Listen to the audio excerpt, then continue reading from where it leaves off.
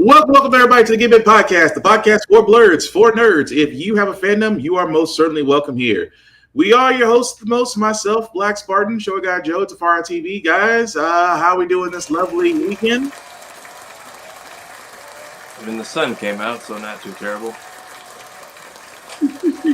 Oh, that pause button goes for a while. Still going.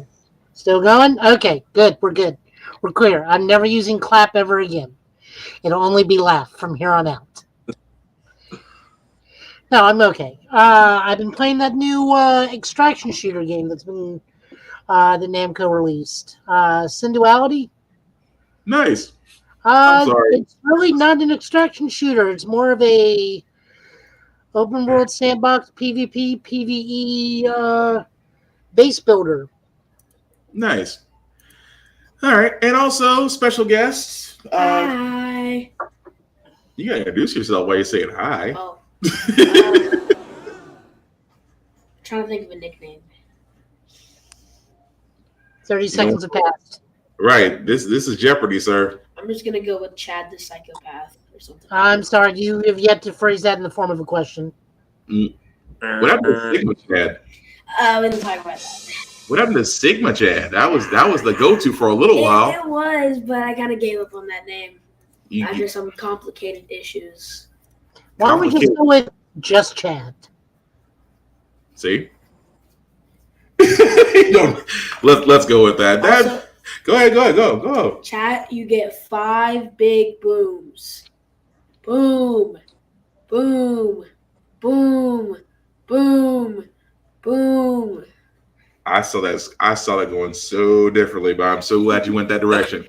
That's supposed to be the 5 beats of the Ballard. What was the booms? Wasn't a Sonic boom. Mm-hmm. So there's this meme going around about these people called the Costco guys. One of them's Big A and Big Justice. Yeah. Go on, explain. Keep going. They made a meme about what I just did.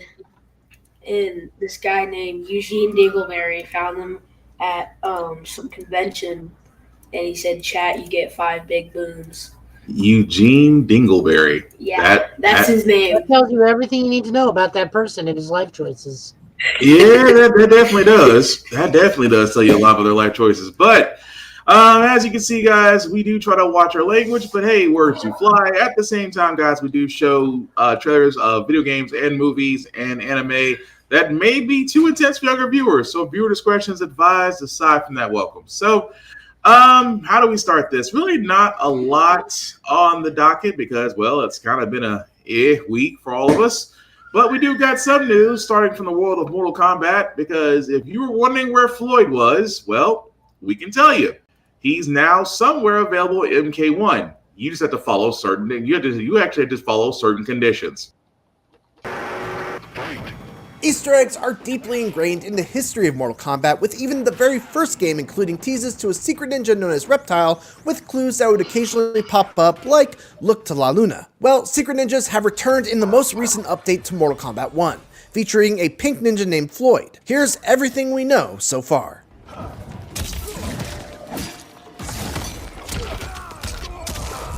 First off, before we even begin, a huge shout out to the Thinny on Twitter, who has done a ton of work in compiling all this information. Basically, there are 37 challenges tied to Floyd, all of which are compiled in this sheet that the Thinny has made. Only a few of these challenges seem to be active at a given time, and those active challenges differ from player to player. When you do complete a challenge, you'll see a little Floyd notification pop up along with a short guitar riff. You can get them in versus matches and in towers, and difficulty doesn't seem to matter. But do note that it logs the challenges for both player 1 and player 2 separately. Player 2 has a different set of challenges, and if you've logged in as a guest, progress will be reset if you turn off the game. It doesn't seem to be clear yet how many of these notifications you need to trigger the secret fight, but eventually, once you complete enough of them, Floyd will challenge you on a brand new stage called Fields, which is reminiscent of the field from the very first MK1 trailer. Reportedly, if you manage to beat him, you will unlock the stage. The best way that I've found to get these notifications to pop up is doing versus matches and just going down the list one by one. Personally, I've gotten the Floyd notification to pop up 4 times. Once for losing a match without a single attack, most likely satisfying the losing is winning challenge, once by doing Melina's ball roll 8 times in a row for the Cabalin challenge, once by winning a match with a flawless victory using all uppercuts for the I'm Down 2 challenge, and once for winning a match using only Scorpion's 3-3-3 combo, likely satisfying the condition for the Kickin' It challenge. Much like Reptile in the first MK, occasionally Floyd will pop up at the start of a match to give you a clue to one of your active challenges. The Thinny says that there's a 2% chance of this happening after playing 100 ladder matches, and that after 400 matches, you're guaranteed to fight him, at which point the counter will reset. There's a lot that's still unknown about this Easter egg, but this is where we're at so far. We'll keep an eye on it and make another video when things get a little more clear regarding how exactly to unlock the Floyd fight. Until then, thanks for watching and keep it here on. Okay, so as you can see, guys, MK1 has already released their next fighter per se, because if you've been a fan of MK1 or been a fan of Mortal Kombat in previous ones, there's always been a mystery character. There's always been a way of unlocking certain characters to fight. I mean, it goes all the way back to Reptile back at the pits, so there's always that too. But fellas, talk to me, including you, Chad. How do we feel about Floyd just showing up and just wanting to whoop your butt and leave? I'm wondering. How long has Floyd been like a hidden character? Since like the first game, or? No, he is the newest hidden ninja. Supposedly every game has had a hidden ninja. Okay. Since MK1. Yeah. And then through sheer coincidence, we've gone on so long to where we've gotten the full rainbow. And now Floyd is our newest one, the Pink Ninja, which is a musical reference to Pink Floyd. Despite what half the people on the internet want to try and make it out to be. God help me if we get into that. Because remember, Rain is a Prince allegory because he's Purple Rain. Mm-hmm. And also a prince. Yeah. Purple Rain. I'm sorry. That's going to be so. So Floyd is a Pink Floyd thing because he appears in a rainbow, as with the Pink Floyd Dark Side of the Moon album. Mm-hmm. And he's an amalgam of all the other ninjas. Not like Chameleon, who's kind of a clone and only does... if you're a Chameleon with a C, you only do male ninja moves. And if you're a Chameleon with a K, you only do female ninja moves. Yeah. So that's going to be interesting. Tafari, what do you think? I mean, I hope he's playable at least, because I know it seems like you can pretty much get to him a easy amount of times, and after that, it's going to be kind of rare. Mm-hmm. But yeah, I kind of hope they make Floyd playable, since I know that or they don't save him for whatever the next game is going to be. Yep. Chad, you're usually one on the hidden character side of the world. What do you think? I mean, he looks pretty cool. I thought like all those like ninjas behind him were like the past ninjas from the game. Mm-hmm. And then it like just showed him as like the newest one. I'm surprised you did not add one Fortnite reference to that, because he kind of hit with a rainbow. He hit with the Ultra Spectrum, and you had no Fortnite jokes. Nope. I am surprised. Usually, because unfortunately, Sub-Zero has not made his way into Fortnite holding a scar. Oh, sad. It's bound to happen. It's bound to happen. But I mean, yeah, they did add Kaiju number 8 like 2 hours ago. Yeah, all skins. But speaking of skin, my Sharad, I never can pronounce her name. Help me out here, Joe. Thank you. The newest character of Street Fighter 6, especially from Fatal Fury, we now can see all her face animations and character walkouts. I'm pretty sure there's going to be somebody that's happy about this. Oh, people love this. Yeah. All right, it's my time to shine.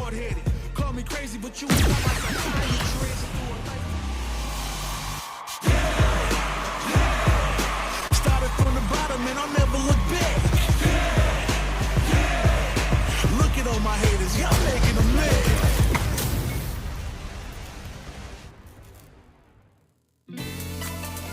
Show me what you have.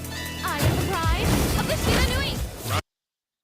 So what's crazy about this is, again, the bounce physics are back. Somebody's I bring this up all the time. The bounce physics are back. Suddenly all the people that were complaining are now quiet. I'm not saying it's a coincidence. I'm just saying. I kind of feel like Drewski. Hey man, it's got nothing to do with me. I'm just pointing out what's there.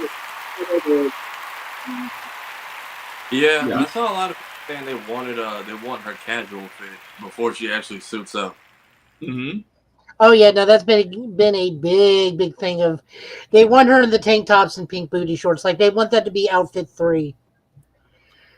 That's not surprising. But Also, go ahead, Joe. if you're a super SNK nerd like I am, one of the faces is actually an homage to one of the KOF characters.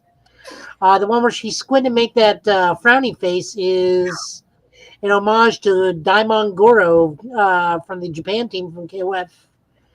Well, pretty much any of the hero teams. He's the judo guy. Interesting. Well, I'm looking forward to it, but again, I still got to play Street Fighter 6. Fortnite. But what do you say? Fortnite. Yeah, speak up. What about Fortnite? So they just added Godzilla to Fortnite, and he's a playable boss. I did see that. Yeah. It's pretty fun. You like playing as Godzilla, which is, as I hear from you and your friends, y'all argue over who can play Godzilla. Yeah, but most of the time we don't really get him because sometimes he's halfway across the map. It depends where Kong spawns, and plus it's like a 40% chance if Kong even spawns in your game. If he does, then it's a guaranteed chance of Godzilla spawning in your game. So if you got Godzilla, do you immediately go after Kong? No, Kong doesn't spawn in the game, unfortunately, but I hope they're going to put him in the live event at the end of the season. So, really quickly, so if you have Godzilla, Kong doesn't show up at all during your gameplay. No, so he shows up when you load onto the battle bus. He'll jump out of a rift, do his little roar thing, drop some Monarch supply drops, and head back into the rift. That's all he does. It's just an indicator for Godzilla. That sounds like Fortnite's missing out on a kaiju battle. That's all I'm saying. That's basically what they were hinting at. They said that they're probably going to do a kaiju battle at the end of the season, like live or something. Why not It have keeps going. We need to have Ultraman appear. That also. I mean, at this point, yeah. I want to see Gigan here for some reason. I just like his name. You like Gigan? Well, explain Gigan for those that don't know. I actually have no clue what his powers are. Okay, no, get him off. He's done. How do you not know about Chainsaw Robo Chicken? Please, I like OG Mechagodzilla. Is that better? No, you're sick with your first answer and asking. How do you say it's your favorite and you don't know about Chainsaw I like Chicken? his name. You just like the name. Okay. Yeah. Well, you got homework. Then, according to Joe, you got homework. But also the 20. You got 2 of them. Trash. One of them actually, it's Revenge of Mechagodzilla and Godzilla vs. Gigan. Yeah, you got homework. You brought it up. You got homework. But speaking of homework, guys, Tafara, I know because you are the biggest Sonic fan I know. Sonic Shadow Generation surpassed 2 million sold, according to Sonic Stadium on Threads. Are we really surprised by this, gentlemen? Because again, from Tafara, I know you've played it. Joe, I think you played it as well, haven't you? Yep. I know. I played it. And yeah, you played it. I played it on a plane with my uncle. So are we really surprised, guys, that a game, even though the timing of Sonic Shadow Generations and Sonic 3 may or may not have anything to do with it, I don't think it doesn't, but are we really surprised by Sonic still selling well, even now in 2025? No, not really, considering that child that everybody likes. Was it Tafara? Not really. I mean, again, from what I've all seen and heard, it's all great things. But Joe, anything else you want to add to that before we move on to the other bit of news from Sonic? No, I mean, it's just you got to take it down or something doubled. Gotcha. Hang on. Not it. There we go. No, it's just been enjoyable. I've been playing mostly Shadows stuff more than I have Sonic. It's fun. It's kind of what I'm looking for more than what I wanted with when I tried Sonic Frontiers. I'm okay with Sonic Frontiers, but I just think Shadow versus Sonic Generations X Shadow is just the better game for me. Uh-huh. This is more straightforward Sonic levels. Cool. I'm trying. I promise. Oh, we know you. No, you're good. Like, I'll say Frontiers was a little rocky at the start, depending on how you. Also competing with Ragnarok and wasn't a. It was. I played through Frontiers, but like I didn't remember any of the story because Ragnarok came out the same day and my attention was just all there. So I was playing both. I didn't remember both though. Gotcha. But I would say if you played Frontiers now with all the free updates they gave out, it's very much better game than what they gave you.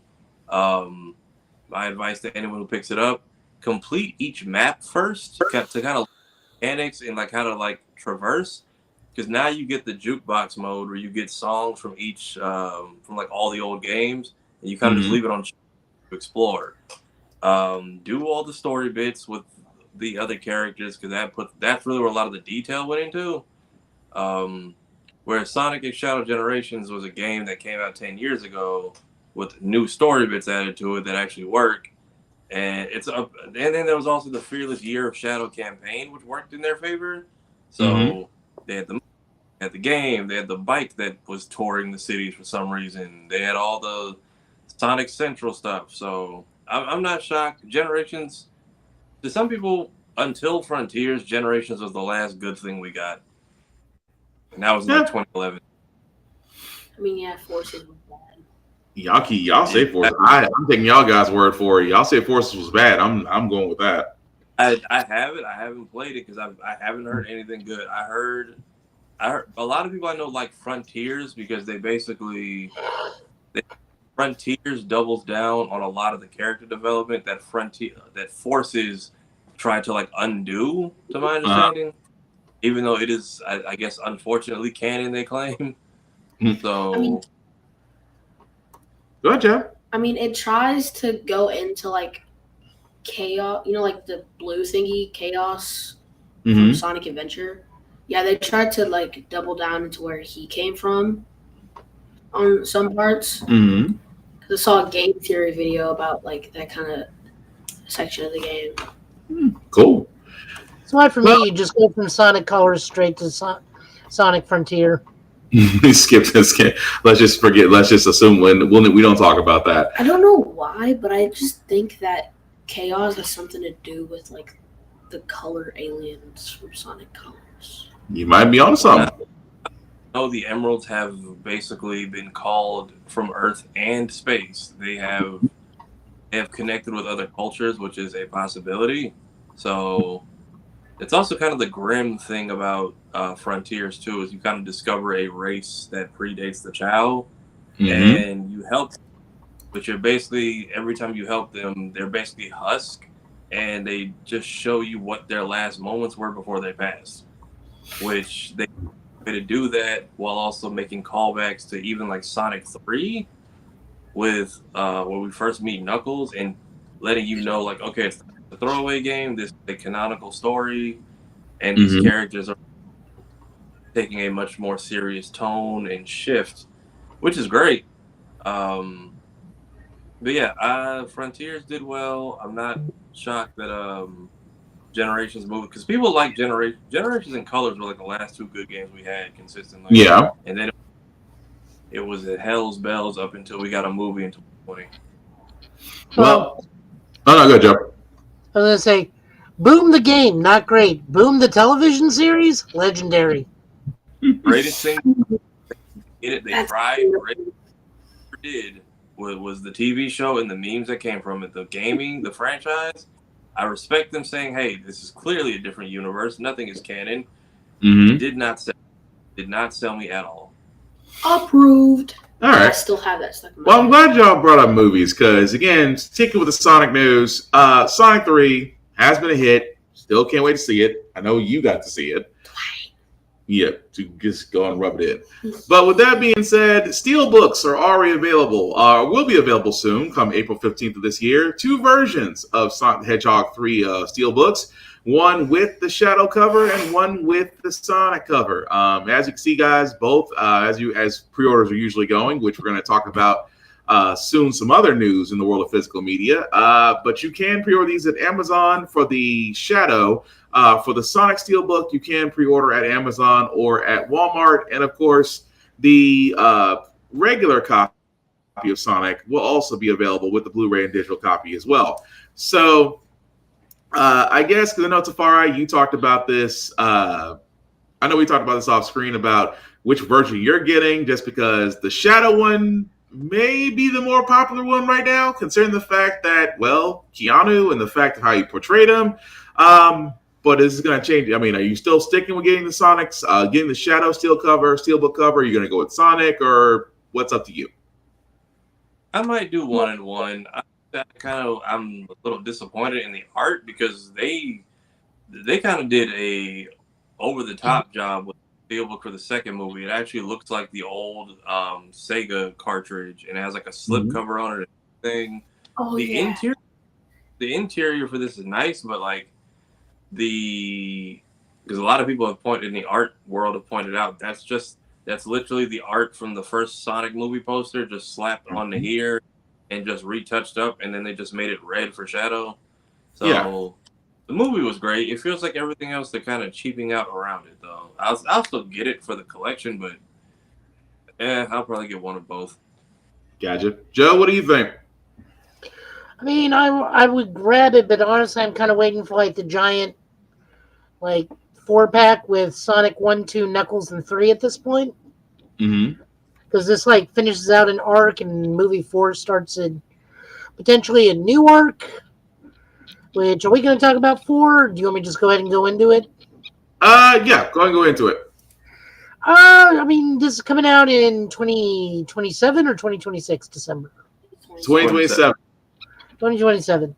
I find it very hard. We're kind of going a little bit backwards story-wise. We are going to get into spoilers because, movies within spoiler territory.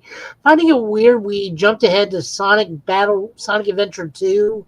And now we're rolling it back to Sonic CD with Metal Sonic and Amy, which is weird. But, I mean, at this point, we got the core Sonic Team 4, which is now Sonic, Amy, Knuckles, and Tails. It's just weird that we're going backwards a little bit. Yeah. Especially because we don't know who built the Metal Sonics. Yeah, true. That is very true. But Chad, Tafara, what do y'all think about Sonic 4 upcoming? How, the direction they're going with it? So I think that they might, I'm just trying to figure out how did all those Metal Sonics get there, because I don't really think, when I think of Metal Sonic, I think of just one of those. It's like Sonic's arch nemesis before Shadow. But when I saw that, I was like, so are they trying to make Metal Sonic like the Iron Legion from Iron Man? And I was like, it kind of makes sense, because Metal Sonic is a robot, which is designed to be made after one person. But I just want to see Omega, personally. I only care about Omega. I could care less about Rouge or whatever his name is, not Shadow. But Silver? Yeah, I personally don't care about Silver. Dang. To me, he's a wannabe the drink. Dang. Tafara? So, I'm thinking because if you notice some of the, I think there's one that's blue and the rest are gray. Apparently there was some concept art of a King Robotnik or a Grandpa Robotnik, or alternate timeline. And somebody was, what if that metal is from that world? Yeah. I don't know, my super out there theory is, one, the way they introduced Amy was cool because it saves us the damsel in distress plot, because she can clearly hold her own and doesn't need to be rescued. So we dodge the hate that Peach got for the Mario movie off that. if this is a Metal Army and her all coming from home, this could be similar to the Sonic the Hedgehog cartoon with Sally, where they were basically freedom fighters and the goal was to roboticize everybody on the planet. Whereas she's bringing him home, and you could have her, Rouge, Sally, possibly Silver, either in the future or just back in Mobius leading a liberation front. And then Metal, I would say that all the Metal are fodders, and we're getting Metal Overlord from Sonic Heroes as the big bad. I don't know if he's going to become the full dragon, but that taller, spiky form that he had, I could see that being the leader sending out these drones and leading up to us having to clash with him. Are you talking about like Neo Metal Sonic? I don't remember what his middle form was called. The dragon is called Metal Overlord, and then there's the small one you had in the movie, and then in Heroes he's like a taller form with He had like he had like some sort of trench coat looking thing. Oh, wait, are we talking about Metal Sonic? Yes. Neo Metal Sonic. Yeah, that's Okay, I And then he has the gold form Super Neo Metal Sonic, then he's got the dragon form. So I could see Neo Metal being the big bad, going Metal Overlord for the finale. Now, because Jeff seems to be really honing in on the 2005 energy. If they really want to go, in on it, because Mario movie kind of did something similar. They could go back to Mobius and give us a Super Mario Bros. Z-esque movie if that's what we're going to do, though. If all those plot points are coming together, it could be as just goofy and action-packed as that series was, even though Alvin hasn't given us a new episode in like 15 years. Dang. Well, that's something to think about. The other thing is the human, outside of Robotnik, the main human characters are getting significantly less screen time. Like, they say that Tom and Maddie's actor and actresses only literally appeared in the movie for 7 minutes. And at this point where we are in the series, all they got to do is say, oh, Maddie's pregnant and Tom's with her in the hospital waiting for the baby to be born. You three behave and don't wreck the house. Shenanigans ensue. Right. Sounds like a short story, but yeah. Yeah, Maddie was in Knuckles for all of like the opening credits, and then was never seen or heard. We didn't even see Tom. We just saw her. Sonic and Tails were there for all of like 5 minutes the entire show as well. So I could very much see this being get the humans a check, a Mobius movie, Sonic the Hedgehog original cartoon / Newgrounds Flash animation antics with a plot kind of all collides at Sonic Heroes, possibly segueing into that's over. Nothing else is going to go wrong, right? Surprise. Yeah, but I don't want Stone to be snivelly. But will he be, though? I think I might have an idea.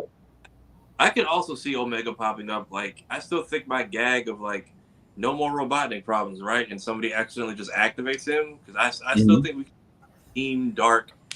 So, yeah, if we get a Sonic Heroes-esque plot next movie, we could very much get the teams. We could get Amy. We could very much get the Chaotic Squad, Team Rose, Shadow Forms, Team Dark finding Rouge and Omega, and Team Sonic has already been established. Or the big man himself, Big the Cat. By far one of the most powerful. Well, Big would be with Amy. He'd be with Amy and Cream the Rabbit. I wouldn't be surprised if like Big shows up out of nowhere and whacks Metal Sonic with a fishing rod, like hit him straight in the throat with his fishing rod's a baseball bat. That'd be interesting. Also, if they were to make what if Amy is like some part of, like he said, like Freedom Fighter Squad from the future, and they do bring Sally and Silver and stuff like that.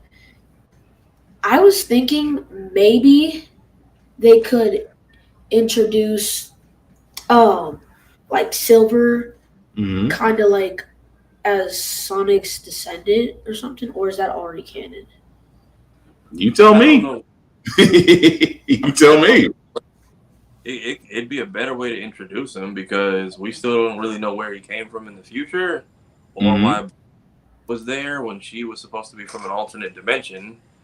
Also be a way of introducing her world. But yeah, all our female characters could be part of an entire army that's been holding off whatever has been happening. I also just want to finally know what happened to Longclaw and the Echidnas because they keep giving us like vague hints and not telling us anything.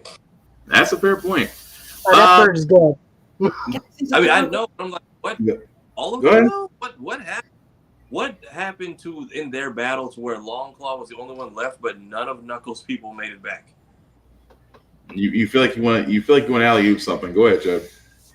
What if they're going in a direction with Sonic Underground? Nope, he's out. Get him off the show. Please. Get him off the show. No, please. It's not Survivor, Chad. You got 2 more votes. You still got 2 more votes for you off the island. I'll say this: hit us the core characters first. You can only do one. You can only do one Doomsday Freedom Fighter plot, and I feel like if we go with Sonic has siblings and a lost mom, I feel like people very well because Sonic has siblings and a lost mom that retroactively negates Sally's entire family. That would be interesting. But Who's Sally again? I forgot. well, we're gonna have to put a pin on that. That's 2 in the Sonic talk. Yeah.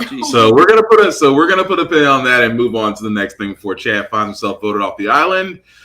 Sony decided also yesterday to let us on some news that as of February 2025, that they will no longer be producing consumer-grade recordable Blu-ray discs, BDR rewritables and BDR rewriters. For all those that don't know, of course, if you are a guy or an enthusiast that loves physical media, as we have said on the show many times, please preserve physical media because digital can't be trusted. This does kind of put a sting to some people because for all those that do use Blu-ray for their variety and their expansion and easy to use, people are not very happy about this. This also means that Blu-ray discs, mini discs, MD data discs, mini DV cassettes will also be ending as of next month. There will be no future successor models.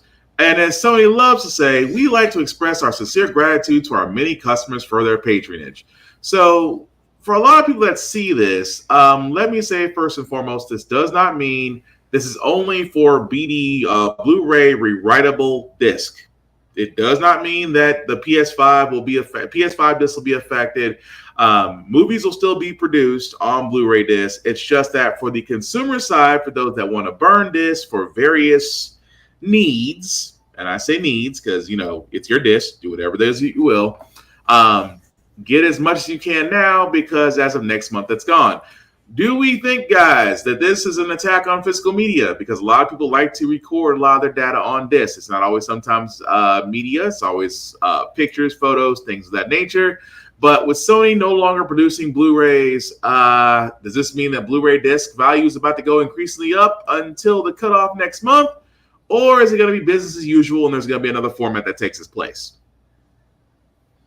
I don't think they'll invest money in another format. I feel like if you try to make an 8K disc, you're going to try to charge double for it, and no one will buy it. They'll just wait for the regular Blu-ray. But I try to keep a chokehold on people and to keep them chasing you and whatever IPs they like to whatever new streaming service you make up every other Thursday. Pretty much. Joe?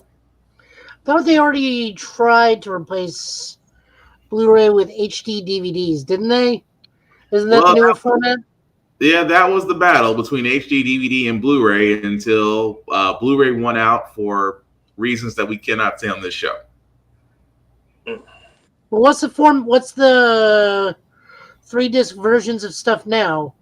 It's DVD, Blu-ray, DVD, and 4K UHD.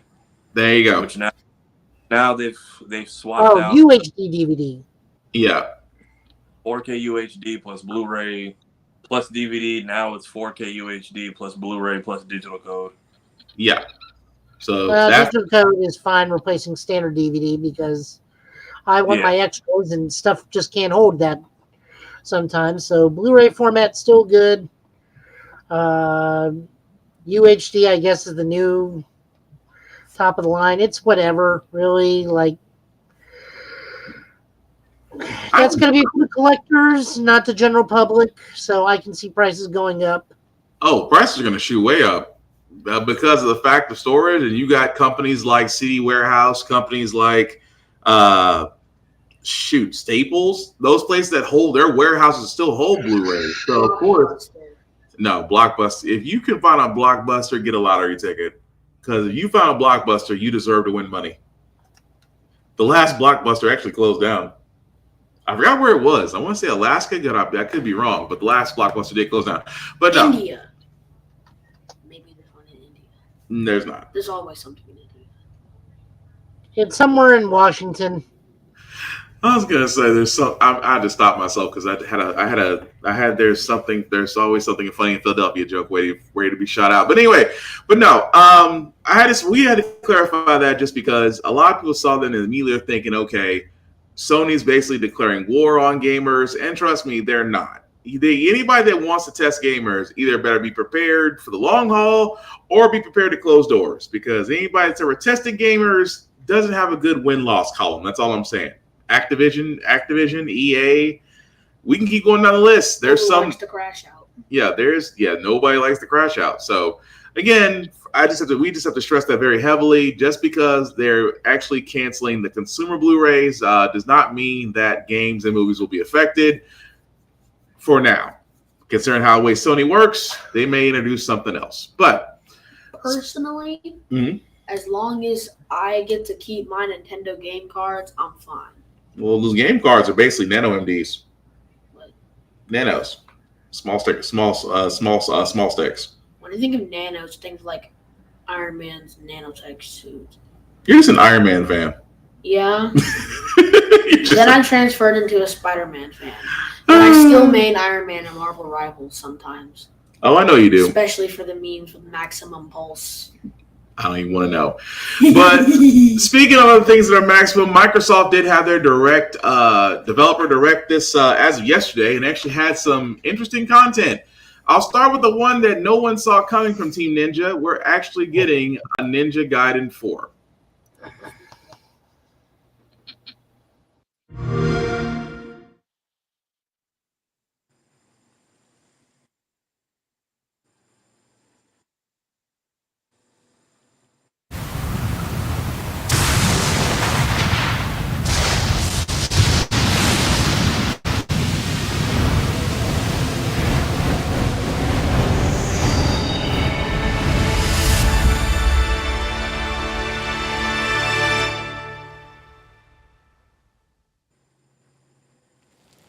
Several years ago, the Dark Dragon, youngest of the divine dragon gods, wreaked havoc across the world. The plot was ultimately thwarted through the efforts of a sole ninja. However, the Dark Dragon's husk remained, and from this husk fell an endless downpour of cursed rain. The abandoned Tokyo continues its struggle against chaos to this day. Infiltrated the facility. Commencing mission.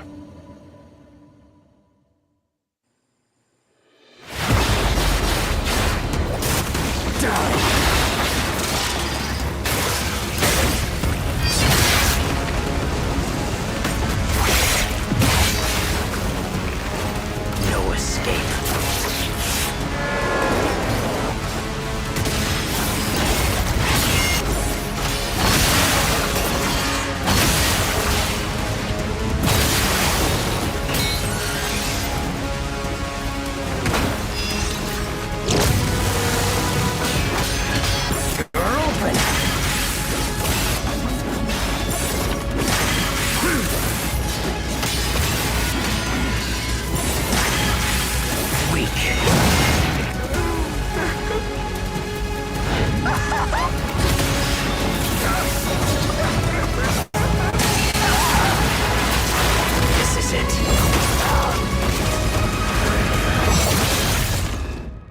Ryu Hayabusa. Whatever your clan is plotting, it ends here.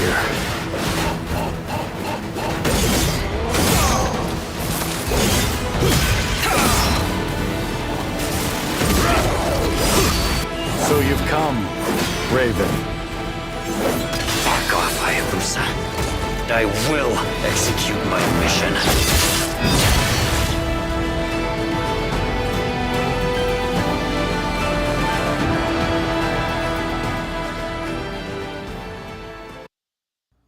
All right. So as you can see, guys, that was a big surprise as of yesterday that we are getting Ninja Gaiden 4. As you can see, comes out this year, fall. So we probably figure maybe September, maybe October, probably a little bit closer on the other side. We don't know that yet. But available on Xbox. And yes, if you have Game Pass, it will be available on day one once it released. It'll also be on Steam and PS5. So also, before I throw this off to you guys, outside Ninja Gaiden 4, guys, being released or being released in fall, Ninja Gaiden Sigma Black is now available, and I say not the older version, the remastered version of Ninja Gaiden Black is now available on Xbox Game Pass and PlayStation Plus. And trust me, I downloaded it to my Xbox Series X, played for a few hours. It looks freaking great. But fellas, how do we feel about Ninja Gaiden 4? Go ahead. Also, the guy that he was fighting at the end kind of looks like the guy on the first, like on the cover for the Ninja Gaiden games. Because I've seen a cover for him, and he kind of looks like the one on the first one. Yeah. So the guy on the first one is Ryu Hayabusa. So Ninja Gaiden is actually before your time, but let's just say the initial first Ninja Gaiden was on NES. And it was a difficult game. So I'm getting. It's like you know how people say Souls-like games, or this game's too Souls-like. The difficulty's too high. Oh. This was its grandfather. So to give you to kind of Souls 2. No. It's harder than Souls 2. This would be the grandfather of Souls games, because Ninja Gaiden on NES is like the original Teenage Mutant Ninja Turtles game. Very few people have beaten it. Very few people have. I mean, a lot of people have certain fond memories. I know I do. Some people kind of like, I never want to see this game again. Ninja Gaiden is one of them. Now, is it fun? Absolutely. Whether it was on the NES, I think there was a Super NES game, memory serves me right. And then eventually there was the Ninja Gaiden that actually did show back up. 10 plus years ago when it initially appeared on Xbox. So yeah, it's a hack and slash ninja game. Very fun to play. Difficulty is really up the charts. But I've been saying for the longest time, we need another Ninja Gaiden. The last one we had was Ninja Gaiden Z, and that was Yaiba back on the 360. We haven't had a Ninja Gaiden game since. So I'm looking forward to this, especially with the new character. Love to see Ryu Hayabusa again. And at the same time, guys, like I said, Sigma Black, which basically Ninja Gaiden 2 with a lot more action and gore, is definitely available, whether on Xbox Game Pass or PlayStation Plus. Wait, so that guy he was fighting he turned into a villain? No, that's a new character. We don't know exactly where Raven is. We know that him and his clan are opposites of Hayabusa and his clan. So think of it like Sub-Zero and Scorpion meeting, but they're not really on the same page yet. So we don't know a lot more. We don't really know a lot about this character, but as we get closer to the release date, we're gonna find a lot more. But his character design kind of looks like what's his name from Tokyo Ghoul. Yeah, because Team Ninja's never really had bad designs. But Tafari, Joe, what do you guys think of Ninja Gaiden 4? I feel like you guys would have better input. Joe, you can go ahead. You're muted. Joe. Also muted. Lots of Azuna drops. Everybody gets an Azuna drop. I'm going to grab you. I'm going to spiral you. I'm going to drop you on your head. I'm going to make the game highly improbable to beat because those games are ridiculously hard and full of timing that makes a Souls player blush. But yet so fun. But did they just stealth drop an entire remake to the second game out of nowhere on top? Yes.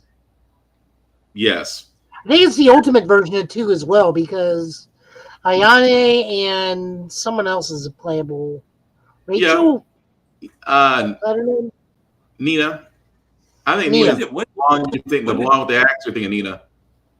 I remember 3 being on like the PS3, and I didn't have one. When did 2 come out? 2 came out a little bit after. Let's see, the 360 one was. If that was 12 years ago, then 2 had to Halo be. on the 360. Yeah. So that also had to be on the 360. So yeah, I think so. Okay. Black had to come out like 4 or 5 years after Ninja Gaiden. I missed the entire wave for that. I got on the 360 late, so I just saw. That's what confused me when everybody's like, "You should talk about the Ninja Gaiden trailer on stream." I'm like, "Well, which one?" I keep seeing, I see 4 trending, but I see 2 black as the picture. I didn't see they did both. So here's the crazy part. So that just to kind of clarify things, there's Ninja Gaiden 2, Ninja Gaiden Sigma Black, Ninja Gaiden 3.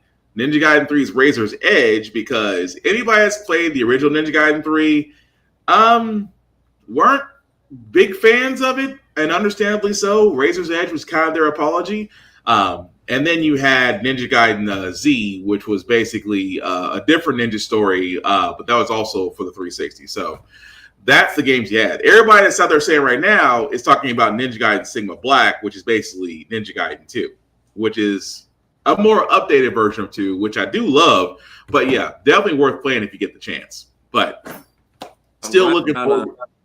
Say what? I'm glad we're not holding back on the violence, and I'm liking the cinematic finishes. The gameplay is, even though I'm pretty sure this game came out, Ninja Gaiden came out first. Combat kind of reminds me of Metal Gear Solid, Revengeance, or That's it.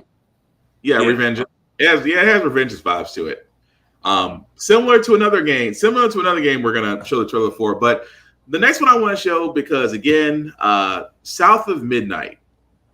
First off, if you haven't seen this game, really should. Also, shout out to Platinum Games for finally getting with Team Ninja about a Ninja Gaiden game, because Platinum Games still love you for Bayonetta. But anyway, South of Midnight. This is a game that honestly I wanted to do well, because again, the woke mob have found the voice actors. And before we play this trailer, guys, let me point this out. If you don't like the game or don't like the premise, simply put, don't play it. There's no need to go after the voice actors. There's no need to badmouth the game or call it woke or don't like it because it has a woman as the lead role. If you don't like the game, don't play it. Don't talk about it. Just hold up, Jack, because you haven't seen the trailer. But that's the thing I'm getting at. There's no need, because unfortunately, the lead actress, who's actually has the lead role, is already getting hate mail to the point to where she kind of shut off her IG for a little while. And again, I just never understood that. If you don't like the game, don't play it. But simply put, guys, let's not be dicks about it. But it's going to be free on Game Pass. They are already mapping out the days and weeks of what grifting content they can make. So, and also, I'm sorry, go ahead, Tafari.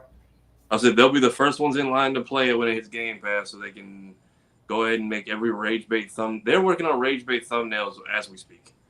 I mean, that's a special kind of hatred. But for all those that are wondering what I'm talking about, South of Midnight is a new game, a new IP that Xbox is coming out with, and I'm going to stop talking about it, and I'm just going to play the trailer.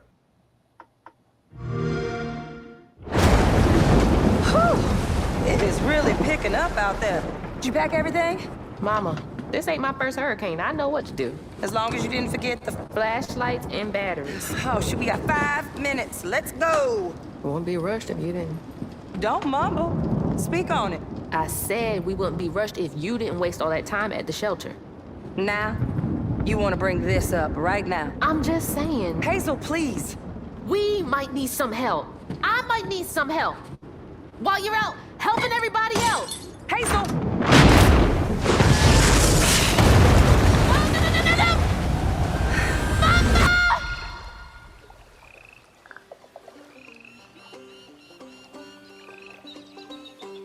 Mama! Is that Hazel? The trailer got swept downstream with Mama in it, and it ain't just about Mama. I'm seeing these things. Hey, Hazel. Who's there? Up here. You find your mama yet? A talking fish. Nope. Ain't no way. It ain't every day I hear about a new weaver such as yourself. What are you talking about? You can't see strides, can't you? And a trained weaver ought to be able to rescue her mama easy. I can teach you the rest.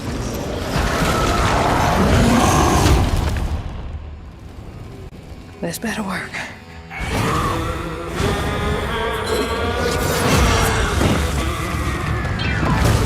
Lost in a crowd, you feel your thoughts out loud. Lost in. Can I help you, son? You know anything about that creepy old house up on the hill? Yes, that was once the home of Hug and Molly. Wait, is Hug and Molly real? All the stories are real, darling. All your money until you come. Weavers fix things deep down. They mend parts of your soul so ripped you'd forgotten they were ever one piece. I came all this way to hear your story. The real story, Itchy. It was complicated. This is grown folks' business. This ain't for you. I ain't no damn child.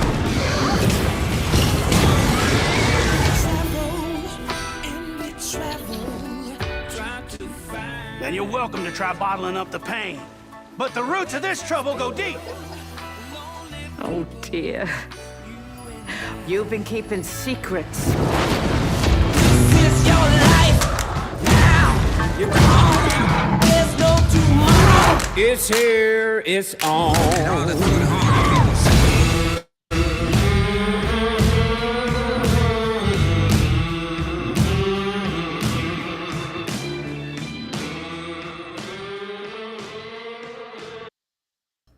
All right, so that beautiful masterpiece of a trailer was South of Midnight, as you guys can see, available for pre-orders because it will be coming out April 8th of 2025, which means this year, available on Xbox Series X and Steam. And yes, if you have Game Pass, you can get it also on day one.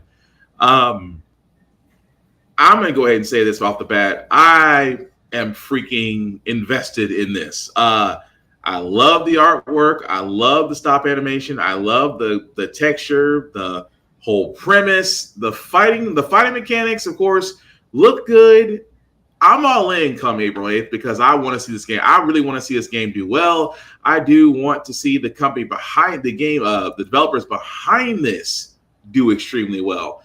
But fellas, what do we think about South of Midnight after seeing the trailer? I can't remember. Hug and Molly is like a real actual folk tale type deal, right? Yep, macabre. Okay, so yeah, taking that, I mean, Southern Twin and hurricane weather, so I feel at home already. Mm-hmm. The talking catfish let me know this is very much going to be a bayou tale. Mm-hmm. Also, this very much feels like if you went more into the mythical direction that a lot of people was kind of hoping Princess and the Frog would. Mm-hmm. I'm also noticing we're naming a lot of our MCs Hazel because I'm also watching the new Fairly Odd Parents where that's also the main character. But they here. I looked around. Not a lot of buzz on the actual trailers from Xbox, but on their pages and even on the reaction front, not a lot of buzz. So I feel like this game is going to go the route of Stray. It's not a lot of people are going to play it. The people that do will enjoy it. It'll be a sleeper award season that'll make people try again or give it a bigger aim. Yeah. It also kind of a little bit, if anybody's played Brothers, Tale of Two Sons. Yeah. It's giving me a little bit of that, only everyone speaks English this time. Fair. Joe, what do you think? Kind of got where's the Return to Oz vibes? That's another one. Yeah. Or Alice in Wonderland vibes. Like through the look. Catfish instead of Cheshire Cat, we get a catfish. That's basically what it was. I get it. Magical adventure, allegory, talking animal. Why is it a catfish? Right. Oh, there's a reason. Well, that's also a mythical creature too. In Mackay folklore was a catfish. That's why I'm excited because a lot of folklore because of what I remember and what I've always read about, but I'm just liking the fact that it's different, it's new, it's engaging, it pulls you in. Like, it's very rare trailers that'll pull you in and you're immediately like, okay, I'm sold off the bat. In this case, I'm sold on South of Midnight just because of how good it looks. I mean, sound. I'm just ready to play the story. I'm not gonna lie about it. But Chad, is that why we throw Catfish at Predator games? Say what? Is that why we throw Catfish at Predator games? To this day, I still don't know why we do that. Wait, what? At our hockey game, Preds is our hockey team here in Nashville. Apparently, they throw catfish on the ice, and it's sad that I don't know why they do that. Okay, I was going to say because we have a Predators team too in Orlando, but it's the arena team, and with the mascot, I don't know how we haven't been sued yet. I mean, with a name like the Predators, I'm surprised we haven't had Law and Order show up yet.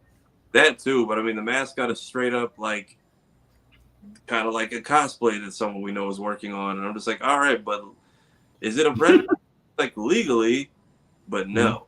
But it's just like, how's nobody sent y'all a cease and desist yet? Because they're probably down to the armor and the helmet and the tentacle or the whatever dreads on the head. I'm just like, unless we there's got to be some kind of like written permission because they've also promoted a movie with you guys ever. But either they're gonna be promoting, either they're gonna be doing a lot of promo in the very near future because you're right, or they're like Nintendo, they just wait to get popular then send a cease and desist. One of the two. The arena league's in another week thanks to XFL, so good luck. Right. But I hope this. I really want this game to do well. I get it. Ninja Gaiden Doom is here, but I hope people at least give this a shot, especially since Game Pass will be here. I know a lot of people will be Happy Few because that was one of the games they worked on, but yeah, I'm hoping this gets back any fans they might have lost as well.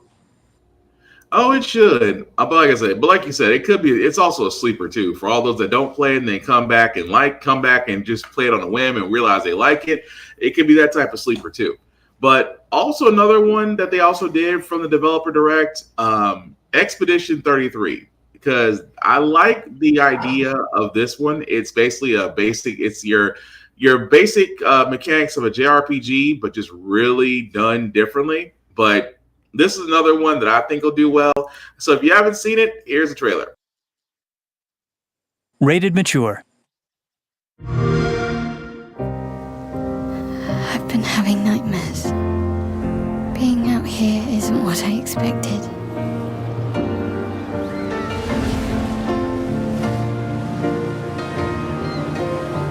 Legacy can take many forms, right? Learn from the ones who came before. And lay the trail for the ones who come after.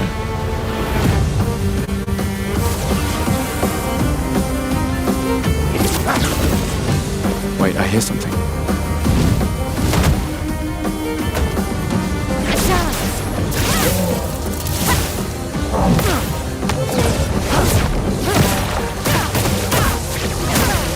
Get ready.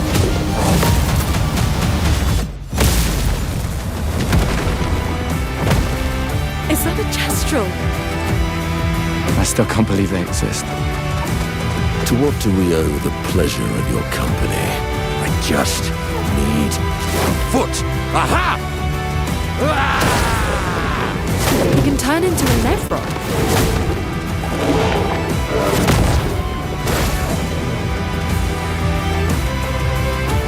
Bonjour, mes amis. We need to cross the sea? Bulger said you could help? All right. Ready to sail like a snail. This is a much better way to travel.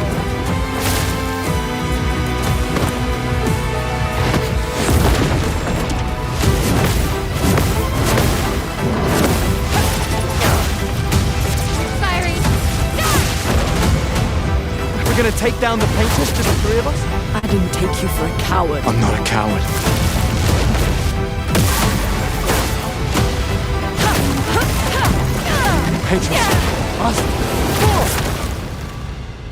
As long as even one of us stands, our fight is not over.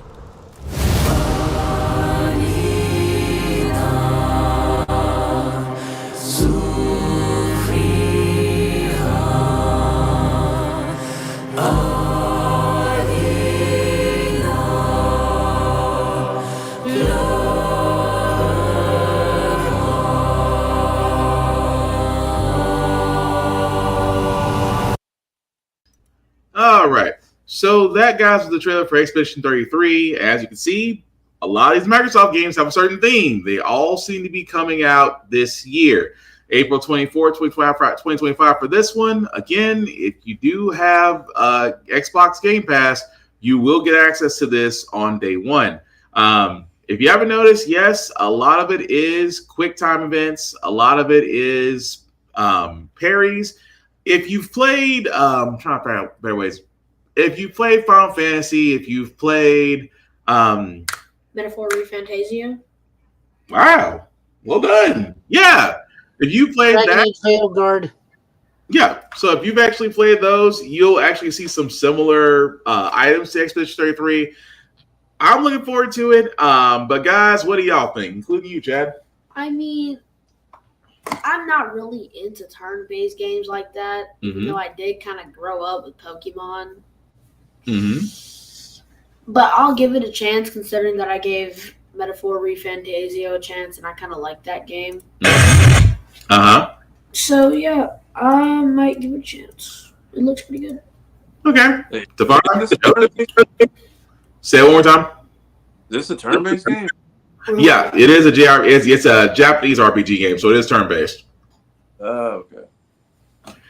But I'm just liking the fact that it's got. I mean, you just don't. I mean, you don't really just sit there. It is a lot of parrying. You can parry. You can counter. You just can find your moment to attack. It is all turn-based with quick time events.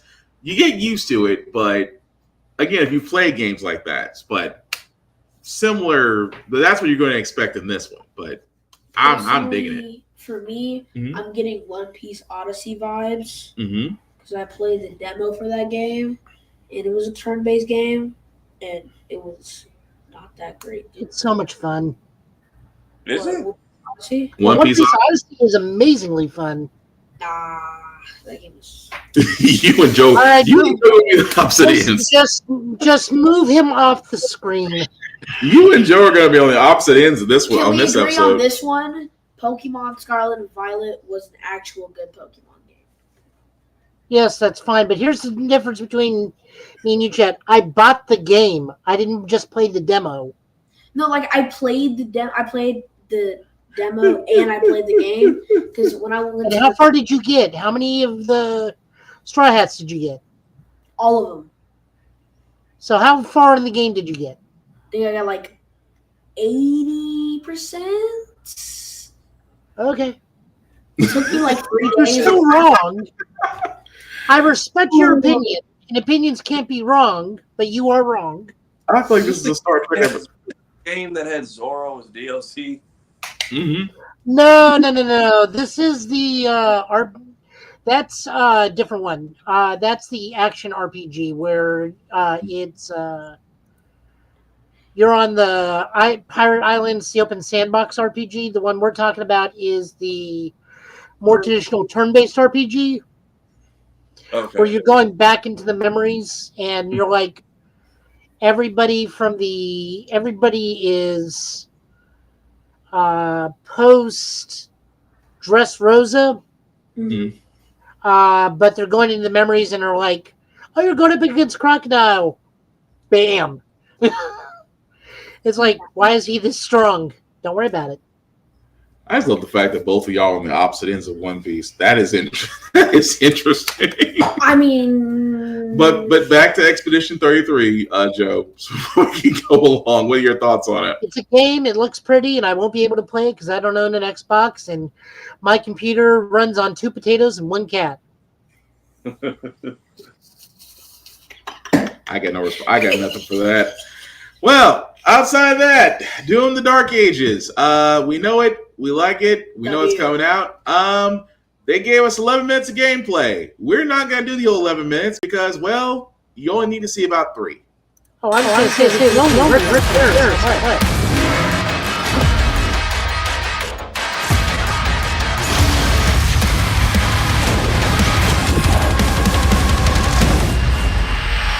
In Doom: The Dark Ages, you will feel like the superweapon in the center of a medieval war against hell. Set in a cinematic sci-fi fantasy world full of locations to explore, powerful weapons to unlock, and enemies to conquer. This is a prequel to Doom 2016, And that's given us the opportunity to reimagine every aspect of this experience. So if you're new to the franchise, then Doom: The Dark Ages will be the perfect entry point into the series. And if you're a longtime fan, then you'll be proud to see, in a lot of ways, the feel of the game is really a return to form. So let's break it down, starting with the combat. In Doom Eternal, you felt like a fighter jet. In Doom: The Dark Ages, you'll be an iron tank. Heavy, strong, but still fast. A grounded combat system with an emphasis on power over the acrobatics of Doom Eternal.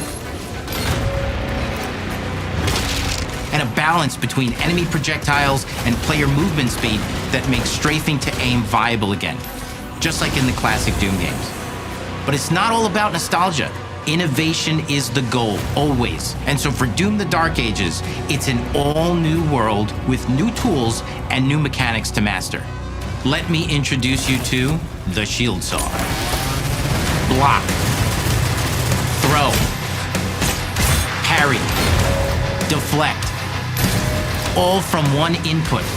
It's contextual, tons of depth on a single button press. You know, we want every Doom game to stand on its own as a unique experience. So in 2016, we asked you to run and gun. In Doom Eternal, it was jump and shoot. And in Doom: The Dark Ages, you're gonna stand and fight.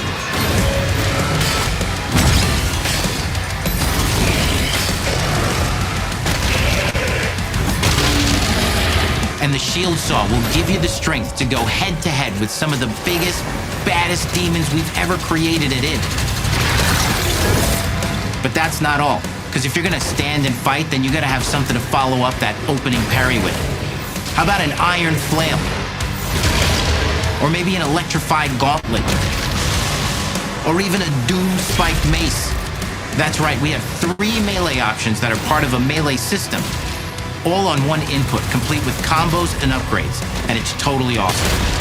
And you can finish off the demons now with an all-new, unsynced, completely in the player's control glory kill system. From any angle, in and out, as you see fit. And it feels amazing. You'll feel unstoppable, smashing your way through the horde with total freedom. And that seems like a ton, but that's just 2 inputs. We got one more really important button that we haven't talked about yet. The trigger.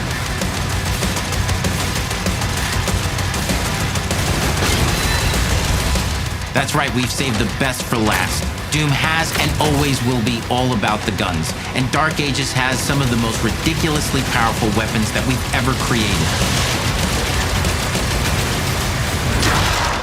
Mean. Ancient. Brutal torture machines, built to butcher, impale, and shred the minions of hell with. Only in Doom. That's the mission statement for the design of these never-before-seen, insanely fun-to-use tools of mayhem that only the Slayer has the power to wield. So let's take a look at some extended gameplay footage and see how these medieval mechanics synergize with the enemies and the environments to form the new combat loop for Doom: The Dark Ages.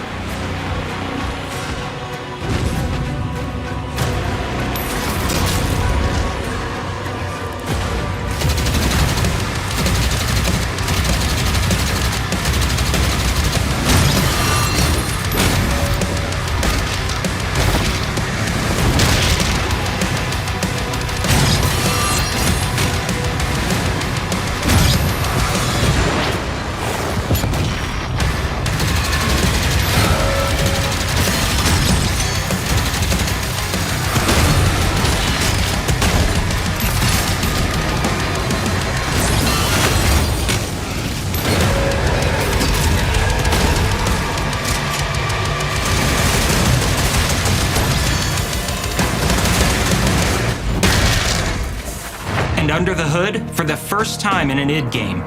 So we're going to cut it there just because, like I said, it's 11 minutes. I only need to show the gameplay because outside of knowing when this is coming out, which, by the way, Doom: The Dark Ages does come out also this year, May the 15th, available on Game Pass.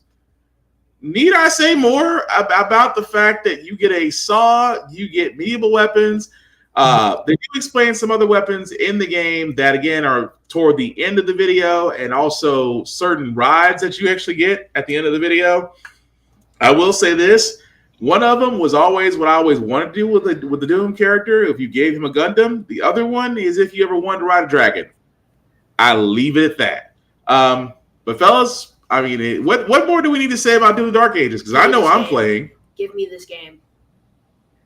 I don't care if it's unfinished. Give me the game. Well, you may want to finish game, Jed. I want the game. Tafari, Joe, what do you think? So, was this entire direct all Game Pass exclusives, or what is the? It's a lot Seems of to be. I'm just like, how are y'all making money? Like, is it Game Pass pulling in dollars like that? Yeah, I mean, for the longest part, Game Pass is. I mean, for the price that you pay for Game Pass, and the fact that a lot of these games are available on day one, it seems that Microsoft is banking more on subscribers than actually making money individually. That's the only thing I can think of. You're basing this on how many Game Pass subscribers you can get to offset the value of these games. Because I didn't expect Ninja Gaiden 4 to be on Game Pass. I did not expect South of Midnight to be on Game Pass. I thought they were all going to be like, okay, here it is. Here's the release date. Pre-order now. And it's like, now, I mean, you still can pre-order. But again, the thing about Game Pass is, and I say this all the time, Game Pass is digital media. It may stay there for a while, may stay there for a year, might be gone. It might be gone in 2 months. So, I mean, Game Pass is kind of like, God, what was that? What was that? GameFly. It's kind of like GameFly in a way, where Live too, isn't it? Somewhat. Huh? I think GameFly is somewhat still alive. On live support. It's still It's around. actually a great way to get super cheap games. Yeah. It was the commercials used to be on. The commercials were entertaining. I'll give them that much. My my college roommate 2017 used GameFly. That's how I got what came out that year. I had Kingdom Hearts 2.8 and something that kept me entertained all spring break. Yeah, I think it was the new Call of Duty. He's like, yeah, I rent stuff all the time. Just put it in the sleeve and send it back a week. I'm like, that really works. Yeah. But that's why I think Microsoft modeled their Game Pass after. It's like, hey, you can pay $20 a month, test out the games, and then if you like said game, go pay the full price for it. I mean, it's not a bad system if you think about it, because a lot of people don't want to get burned paying $60, $70, $80, $100 for a game, especially since we're now in the $100 range for a lot of these ultimate versions of the game. So it's just like, I understand it, but I also understand what Microsoft is doing. It's like, because let's be honest, the last developer direct wasn't very solid for Microsoft. There was a lot of hits and misses because they kind of focused on one game and didn't really tell a lot about the others. I mean, the best things that came out of the last developer direct was Indiana Jones and the Great Circle, which if you haven't played it on Game Pass or haven't bought it, it's great, worth playing. Isn't that where he came out and apologized for that vampire game? I don't know. Why would you apologize for the vampire game? I'm not remembering that one. The vampire game that was like their supposed to be their big hit, and it underperformed so badly the studio shut down, and he had to come out and apologize for a second time. What was it? Doing that. Redwood or Old West? No, it wasn't Old West. It started with an R. Redfall. Thank you. Redfall was what it's called. Yeah, that one. I don't know if he came out and apologized. I don't know. Was it the studio that apologized? I'm Harrison Ford apologized. No, it wasn't. I mean, the guy that runs Xbox. Oh, Phil Spencer. Yeah, he did come out for that. They had to come out and apologize. Like, yeah, we overestimated and studio got shut down. We're real sorry. Yeah. Is there like a Phil Spencer. No. Oh, there is a Redfall, but it's got nothing to do with the video game. So yes, you are correct. The Nicolas Cage movie, but no, but you're right, Joe. Phil Spencer did come out and apologize for Redfall. For this one, because Indiana Jones was done by, I want to say, From Software. No, ID. No, it wasn't. No, it was Bethesda. There we go. Bethesda is what I was looking for. They actually did the game, but no. It's still worth playing though. If you haven't played Indiana Jones: The Great Circle, but in the same case with this one, with Doom: The Dark Ages, it's kind of hard. It's kind of hard to screw up a Doom game. It's hard. As long as you have guns, as long as you have enemies, the difficulty level is always there. And as long as there's a BFG gun somewhere, which there should be, it's hard to go wrong with a Doom game because it's always a fun time. It's like, you know what it reminds me of? It's like Serious Sam. If you play Serious Sam on the PC, that's always fun to play. It's just basically Duke Nukem, which again, I'm not complaining about. I love Duke Nukem. But yeah, Doom: The Dark Ages looks like it's just going to be fun. But this developer direct, just to sum this up before we get on to Phantom Blade Zero, which is our last trailer before we get into other news and comics. But no, this developer direct, guys, I just want you guys' opinion on this because, yes, we saw 4 games, and each of these 4 games are all going to be available this year. All of them going to be on Game Pass. So if you already have Game Pass, you're pretty much just waiting until when it's going to be released, which looks like a lot of these games is going to be in the April-May category, with Ninja Gaiden 4 being released sometime in the fall. Really quick, did Microsoft nail this developer direct, or was it a swing and a miss? No, I think they got it. Very much came out swinging to start the year. Good for them. Don't take this momentum and squander it. I hope every game comes out and is good. Plagued by unfortunate layoffs, especially due with our just because nobody seems to be safe in our current landscape. Right. First couple days. I'm hoping these studios stay open. I'm hoping these people get more work. And I hope PlayStation kind of brings it because now the ball's in your court. You did very well at the Game Awards, but clearly this is letting you know you can't coast on that for much longer because Xbox came to play and they very much have backed it up this time. Right. Joe? I'm just going to wait for certain things to come out on PlayStation. I don't own an Xbox, so I can't Well, let me ask. They promised us the stars before, and it has failed spectacularly. Okay, so let me ask you this. So I know you don't have an Xbox, but from a presentation standpoint, did they improve or did they give more of the same? They've done this before, and then turn around and have had Phil Spencer come out and apologize. So they've literally done this before. I'm not arguing. You're right. It has happened. Let's remember the Starfield developer direct, where it was supposed to be everything under the sun, and then it became a meme to the point where we still yell in John Arbuckle's voice, "Starfield." But the funny part is, but it's the same company that was behind Starfield is also the same company behind Indiana Jones. So it's like I mean, I'm not arguing. I mean, I agree with you. It can be for the same. It's easier to whip. Well, they're not Nazis because we're in Italy. What are we calling them? Fascists, but they were Nazis. It's easier to whip fascists in the face in the 50s than it is to do starship design. It's just that simple. Although I did like the watch and the collector's item from Starfield, though. I still actually have mine. But I have a question. Shoot. Is it like Doom related to Wolfenstein? No, completely. Yes and no. It's super weird. It's one of those like fourth cousin, twice removed scenarios in that family tree. Technically, there's a kids. Technically, Chad. There is a kids' educational game that is tied into Doom and Wolfenstein. Yeah, I know. Called Captain something or other. Yeah. And apparently that's like Doom's grandfather, apparently, or something. Oh, I forgot about the Yes, which is also Wolfenstein. B.J. Blazkowicz's great grandson is Captain so-and-so. But that thing is really complicated. I saw Game Theory explaining, and that's all I need to know. It's like, how does this even make Read sense? the Doom novels. Read the 4 Doom novels, and then get back to me. When you're older. Oh no, they're actually pretty appropriate. Well, book 1 and 2 is pretty appropriate. 3 and 4 are not. When you're older. I'll just watch a Game Theory. Okay, I'm gonna have to watch that game theory with you. But outside the developer direct, guys, we actually do have Phantom Blade Zero Year of the Snake gameplay trailer. And if you do not know about Phantom Blade Zero, again, it's similar to Ninja Gaiden, so it is a lot of gory parts. But I'm gonna let the trailer speak for itself.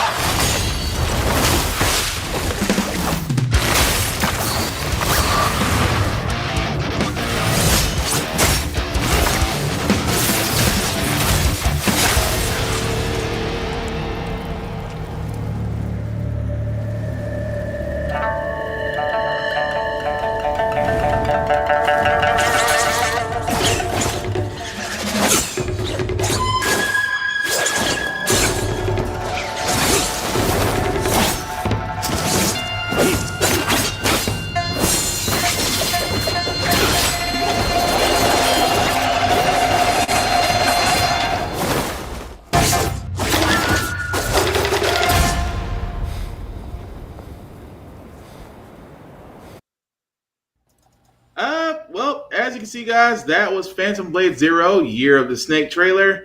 For PS5, again, there seems to be a trend with this that all these games will be released this year. I'm sold, but Chad, Tafara, Joe?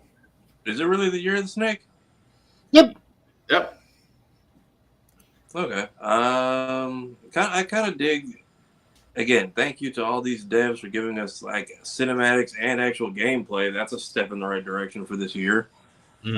But yeah, if you're into that sword hack and slash genre with the cinematic finishes, you basically have an option on both consoles. You can play this, or you can play Ninja Gaiden on top of another Ghost game getting ready to come out. Oh yeah, Ghost of Yotei. Ghost of Yotei is coming out. Right. All right. Chad, Joe? I mean, it looks cool, actually. It's just, I think the reason why he was doing so little damage was because the weapon he was using was a sword. And I'm thinking that, like, all the big weapons will do good damage, but they're slow. And all the swords will do not that good of damage, but they're fast. Yeah. Also, the thing about it is they actually explain the weapons. So the fact that there's a number 13, number 27 means that there's going to probably be a cavalcade of weapons that you can use in this game. Although me and Joe did talk about this earlier in our group chat, it looks Souls-like, but we don't think it will be Souls-like. We think it'll probably be more like Devil May Cry meets Sekiro Shadows Die Twice. Either way, that guy was spazzing out after he got resurrected. Yeah. But that's just the fighting. Like it's so fast. That's what makes me think Devil May Cry, because Devil May Cry and God of War, they're kind of fast-paced. They're kind of fast-paced combat games. So when you're looking at Phantom Blade Zero, it's like, okay, this is probably gonna be fast-paced as well. If that's the direction they're going for, cool. But that's just me. But Joe, did you want to add anything more onto that? No, I mean the game looks fun. I will give it a shot if I can afford it. Like, everything's changing because of the move next month, so Lord only knows. I got to plan around things. The reason why we were only seeing those swords they were all the snake-themed swords for Year of the Snake, which is why it's the name of the trailer. I just look forward to it. I want to see what it's like. The director made a comment in an interview where he does not like Souls-like gameplay. Yeah. He likes Souls-like level design. Yeah, which is why it will be more Souls-like traversal than it is combat. But we'll see when we get there. Fair, but either way, I'm still digging it. So some other quick news, guys, before we get to our comic book pools. Really quickly, I don't know if we should feel happy or sad about this. Warner Brothers game chief David Haddad will be exiting. And unfortunately, it's not David Zaslav. He will be leaving his role after 12 years in the Warner Bros. Gaming division. I can only think that because of what happened with Suicide Squad and many other failed other games, that maybe they're going in a different direction. But either way, Mr. Haddad is definitely out. Is this a good idea or a bad idea, guys? That's because Zaslav is still there. I mean, between that and whatever the movie is about the rock star, but he's being played as a monkey. How many times do people have to tell you no and you do it anyway? Fair. The biggest issue with that movie is no one knows.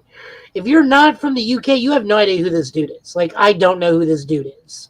Yeah, everyone's saying, like, it's doing bad. It's like, why did you try to sell this here? You should have started over there and slowly. Also, why is he a monkey?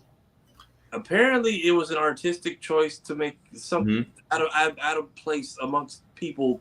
They never did a good job of explaining it. It's supposed to be something about feeling alien amongst your fellow artists, and they chose ape for some reason. I don't. Pretty much. Hello, monkeys. You just wanted the freeze line so bad, didn't you? The biggest info dump from this was from Straw Hat Goofy, more than it was people who made it. That should tell you enough. Pretty much. But no, again, until Zaslav is gone, I don't think this is more just, hey, we're going to put the failures of our games on one person and give him a golden parachute on the way out. That's the way I look at it. Other good news, if you are an SNK fan, and thank you, Joe, for finding this. For Fatal Fury, Call of the Wolves. Guys, they're doing an open beta test February 20th to 24th. You can choose up to 8 different characters. You can also fight online. This test will only run from February 20th to February 24th. Now, here's the beautiful thing about this. You do not need a Games Pass. You do not need PlayStation Plus. It is completely open for this time for everybody to play, for everybody to test things out. Completely free. There's nothing to sign up for. I just need to stress that out because I did read this all the way through. There's nothing to sign up for. You don't need anything additional as long as you have an internet connection and if you have a PS5, a PS4, or Xbox Series X or S, or you have Steam if you like to play on the PC Master Race. You'll be able to play Fatal Fury, City of the Wolves beta just fine. Now, of course, I'm going to give you again, this is the test periods. February 20th from February 24th. That's as much time as you get to play. After midnight on February 24th, you will no longer have access to the beta. Again, you can play online, whether a ranked match, casual match, or room match, or you do a tutorial. You'll have 8 characters to play with. However, we don't know which 8 characters you have at this time. That being said, I'm all for it. I know, Joe. I know you're definitely going to be on the. You're definitely going to be on it, right? I can afford free. I mean, everybody can afford free. But yeah, that's the only thing I'm getting at, though. Is just that because again, this is a fighting game that everyone is looking forward to. I know I am, and plus, as Joe said, 'tis free. You cannot argue with free. But yeah, keep in mind, guys. You don't need PlayStation Plus to play online. Yeah, you do need PlayStation Plus to play online. Let me stress that one. And the Xbox Game Pass is being the same way now. So unless you have Game Pass, you can't play online either. So let me stress that heavily. You will need those things. But yeah, come February 2024, should be a fun time to City of the Wolves. Also, Marlon Wayans, thank you, Tafara, for this. Decided to give us this little number, a scary date, June 12th of next year. I can only imagine with that red letter and black outlet, what that means. Again, yeah, I'm hoping because Scary Movie wasn't the same after the Wayans left. It was not. No matter how they cut the mustard on this, a Scary Movie was just not the same without the Wayans. But so, what are they gonna parody though? Because like the horror genre is not something they can easily parody right now. Well, I mean, they've been off. I mean, with the state of the world, they kind of got a lot to work with. You have horror and real life to easily go off of, and what he did with was it Meet the Blacks? Was that Mike Epps? That was Mike Epps. What was the other one he did? That was a parody of Paranormal Activity. Oh, no, it wasn't a haunted house. Yeah, haunted house. Yeah, A Haunted House was great. That was a scary movie just without being called a scary movie. So right. They clearly still have ideas in that genre. They'll get a chance because you see, like one of the first things they tried to parody after he was gone was Brokeback Mountain, and that was just weird. Yeah, that was one of Kevin Hart's first roles. Maybe he'll try and parody all the Jordan Peele movies. They could do that. Yeah, I could Peele being front row laughing at his ass off the entire time he does that too. Like I could Jordan Peele very much. I could see him being a good sport about it. Yeah, they could easily make fun of Us. They could make fun of Nope. Yep. I don't think what other movies. I think the Conjuring world is still doing 50,000 films. Mm-hmm. Like I said, they got plenty of material to work with. They really do. I mean, the Wayans do have a lot to work with, and let's be honest, it don't take much for them to come up with a script that'll have us all laughing. Homegirl fighting with the skeleton. You could easily do that in modern day, but with the Megan doll, like wow. Yeah. Or Megan. Brain rot. Brain rot? Mm-hmm. Is this a new thing? Yeah. Of course This is called watching TikTok for too long. Mm-hmm. Wow. Okay. He's not wrong though. I've learned something new. Also, they can maybe put the Costco guys in that movie. I mean, if you have TikTok download on an extra phone, you can. You can go ahead and sell it for like what, $5,000 now. That's still crazy, but yeah, because you can't download it. But if you still have it, it's value. Software is worth in gold until a tech person figures it out. But outside of that, we haven't covered wrestling in quite a while, so forgive me, guys, if I sound like a very old man. But Royal Rumble is next week. Will take place on February 1st in Indianapolis. The fight card so far, and I wish I could make this up. I double checked this twice. So far, the fight card is going to be the women's Royal Rumble match, the men's Royal Rumble match, and then for the undisputed WWE title, it'll be Cody Rhodes versus Kevin Owens in a ladder match. Now, again, it's next week. Matches are more than likely going to be added to it, but because this is actually showing on Netflix since they purchased WWE, Netflix is very time constrained. So probably what we're going to see, maybe one or two more matches may get added, but that's pretty much going to be the fight card. Although John Cena is retiring this year, he's kind of going on his farewell tour. He's kind of the heavy favorite to win the Rumble. Also, Randy Orton, CM Punk will also be in it. So it should make for an interesting fight card. But I'm going to be asked this question, fellas. Will we be watching the Royal Rumble or will you be waiting for the results? I might check it out. Yep. I mean, if it's on Netflix, then I'll watch it. I mean, I will watch it too. Like I said, it's been a while since I've caught up. I've been out of the wrestling loop for some time. Life be lifing. But yeah, Kevin Owens, I've been following him since he was Kevin Steen in ROH. So it's about time he gets another championship run. Cody Rhodes has fulfilled his obligation. I think they're going to keep the strap on him until WrestleMania because of the whole tribal bloodline thing. Because last time I saw it, Roman Reigns won, and I think they're still trying to go with that.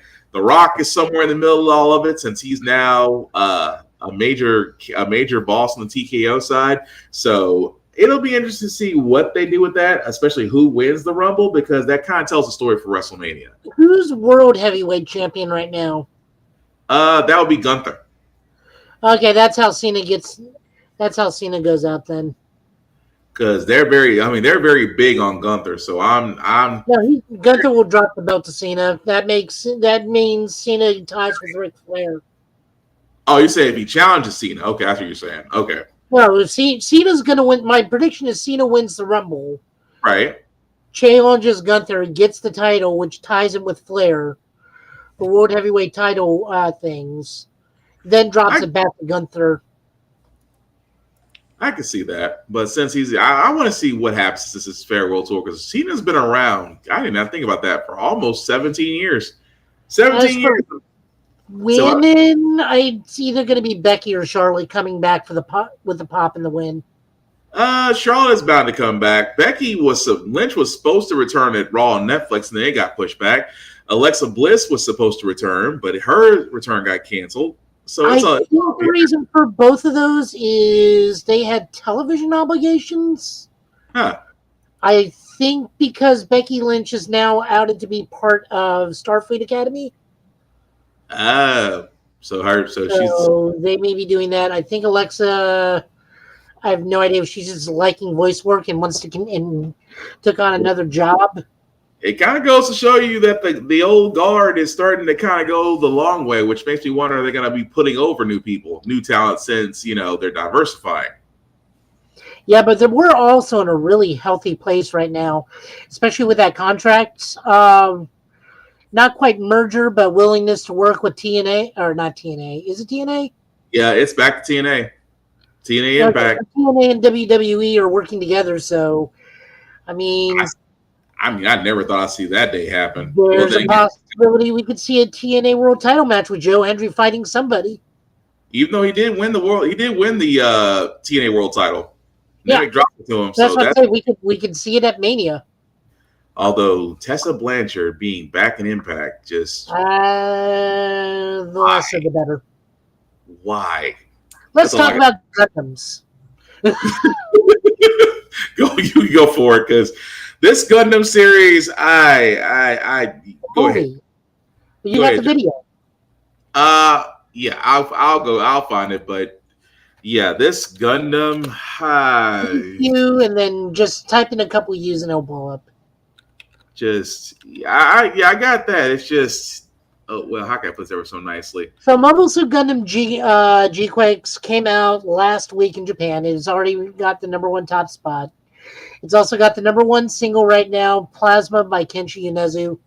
A lot of people who are unfamiliar with that, he is the singer of the opening of not Devilman, Chainsaw Man. He's the singer of Kickback from Chainsaw Man.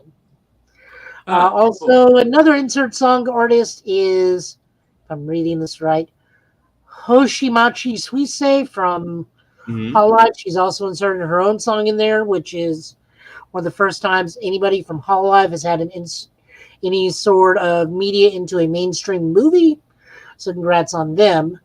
We can go ahead and pull it up, and then I can tell what some of this is without going into big spoilers. All right. Let me go ahead and play it. Yeah, go for it.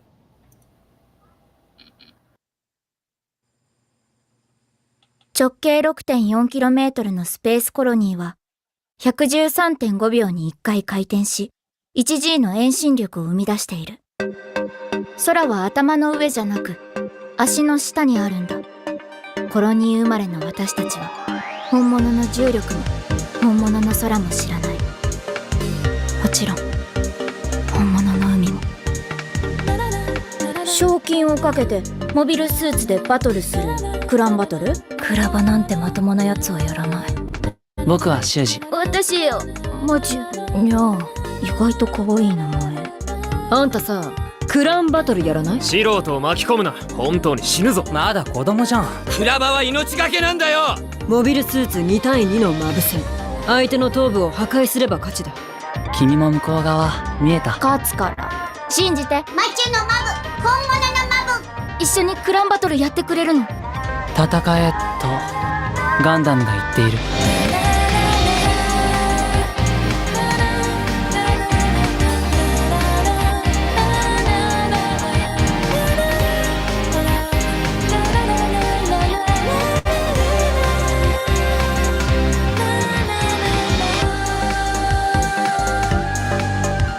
あの子は間合いが分かってるんだ。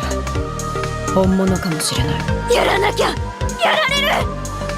シュジ。マチュ。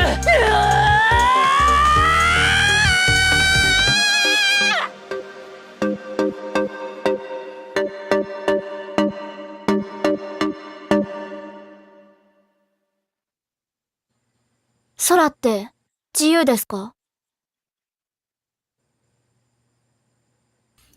And that was the trailer for GQX. Is a movie which will be in theaters in Japan February 28th. Joe, do we know if what's that usual one that does the special events? Forgot what it's called in movie theaters. AMC? No, it's a certain group. It's a certain company that does overseas movies, but actually doesn't here. And I cannot think of the name of my life right now. Joe, you're muted, by the way. The Fathom event? It is GQ Fandom Events. Thank you, Fandom. That's what I was thinking. Thank you. But yeah, for Fandom Events, I'm probably going to have that. I'll give it a shot. I mean, being a Gundam fan, I'll give it a shot. The trailer didn't really pull me in, but... So, the plot is what pulled me in. Because this is an alternate timeline to Universal Century. Yeah. Yeah, so... this is a world where Amuro never got the Gundam, and Char successfully infiltrated and took the Gundam. And as a result, the 1 year war shifted in Zeon 1. And it is now the year 0085 where this takes place. So that means this is the year of Zeta Gundam, where all space nodes are independently free. Anyone can travel to and from space. And small war pockets of colonies are now trying to fight for dominance, kind of G Gundam-ish, but not really, but kind of, but also not. So G Gundam and also G Gundam and then the Witch from Mercury. A little bit more than that, because the dude that the main girl finds has the red Gundam. And it's been upgraded with Psycom units, and there's just a whole bunch of stuff in there. But the crux of this is an alternate history to both Mobile Suit Gundam and Zeta Gundam. So we may get cameos. We may take a peek on what's on the other side of that rainbow realm when two new types start to clash with each other. All sorts of weird things. The design of the Gundam is standing alone. Because if you look at some of the other Mobile Suit designs, like the Zaku's look amazing. True. The Gundam the G-Quakes just looks a little weird, and the face of the Gundam looks a little weird, but that's also because the studio that's doing this is the Evangelion studio. So it's got a little bit of Evangelon in it. So it's a Reese's Peanut Butter Cup Gundam. Not quite an Eva, but not quite a Gundam, but not going to destroy the world with by a theological explosion. Fair. Well, I'll put this way. So, Tafari, seeing this trailer, would it kind of entice you to watch the movie? I think so. Just because my Gundam knowledge is spotty, and this kind of seems like it's a very much. You can either take it as its own thing, or if you have the lore like you guys would, you'll appreciate it more. My whole thing is, I have flashbacks of some Gundam episodes from like Toonami. I know one of them is where I think the guy was afraid of clowns, and for some reason, Star Spangled Banner is what psyched him out of it. Gundam with Jiminy Crockett. Actually, we also have news on T Gundam. It sounds like a fever dream, but I looked that episode up and I'm like, nope, I didn't imagine this. They straight up have to sing like the American theme song to psych him out of his clown trauma, which I guess the clowns went AWOL at the circus and like robbed people or something. Yeah. So this seems, you know what it is? This seems like Gundam with a little bit of, what was that other weird show that took a hard turn that was hard to follow? Eureka 7. This looks like easier to follow. Eureka meets Gundam. Fair enough. What news do you have about G Gundam, Joe? It is getting a sequel manga, officially licensed, written, following Asia Jr., the long lost son of Master Asia, who's being trained by Domon. So the Gundam battles resume? I thought it was that's going to be interesting. No, I mean, just because of what happened with the Double Gundam doesn't mean that they don't continue to have the Gundam Battle series to see which one's in charge. I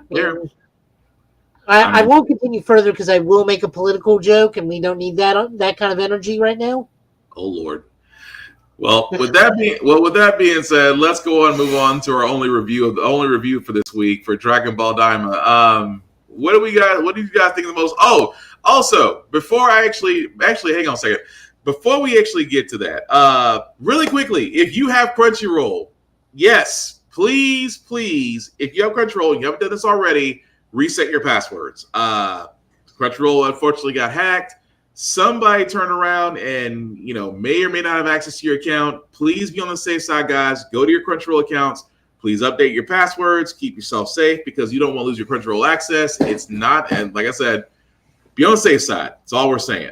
But the reset password button doesn't work on Crunchyroll. You have to go to forgot password and do it that way. Right. Funimation was, but we didn't have these problems. Right. So, but with that being said, about this week's Dragon Ball Daima, what do we think, fellas? I mean action-packed. I mean, it definitely was, although Vegeta was kind of had the worst cover on Bulma this side of the world. The reintroduction of the third eye, which old boy has now, and then What's-Her-Face's father shows up when he sat there and said that he was not going to. That was interesting. But you're right, this definitely was an action one. I'm kind of curious to see what the next episode is going to be because technically in the demon world, it's only 3 Dragon Balls. All 3 Dragon Balls have been accounted for. So I forgot. Do we know how many episodes this current run gets, We Joe? got 5 more. Okay. So we're not. We got 5 more. Okay, so we're not skipping much episode yet. Are we done with this show after those 5? I believe so. Yeah, this is supposed to be a one. This is supposed to be a 1 run. Supposed to be, but then again, so was Super. I love Ibis so much in this episode. Mm-hmm. It's like, can I have your belt? No. I'll give you a kiss? No.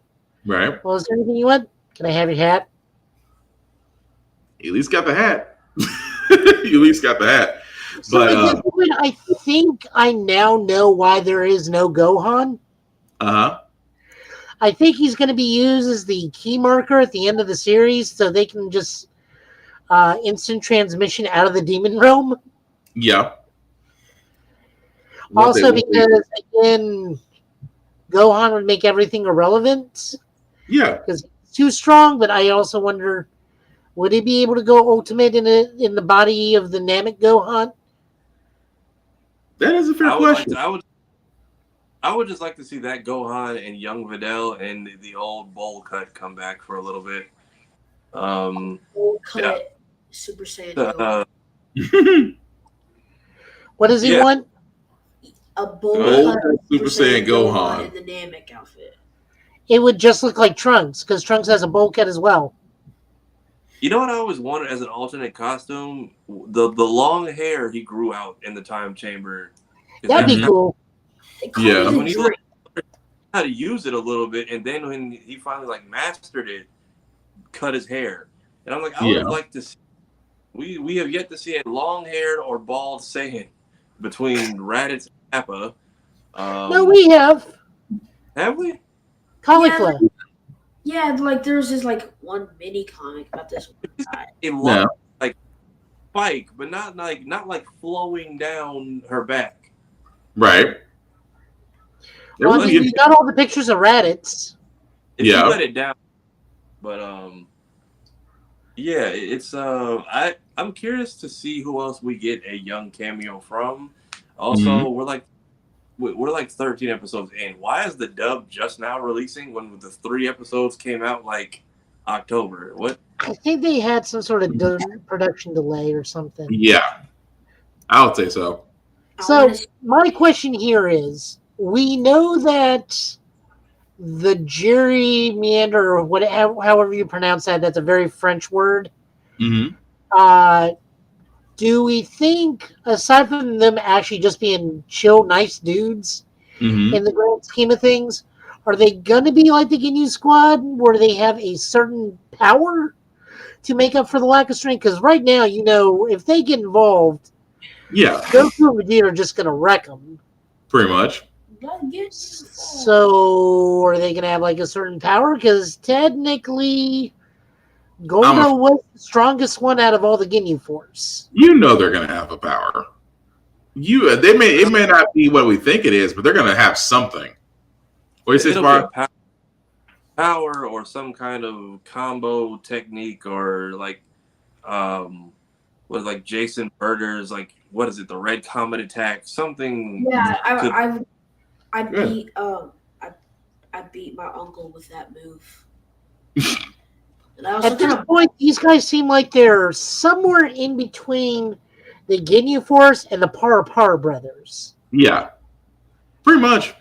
But I'm still saying, Are we done with the Majin Gumbo now, or what? No. That was the best part about it. Aransu's just sitting there looking out the window while her two dumb sons are sitting asleep, passed out of the couch from a sugar coma, and I'm ma'am.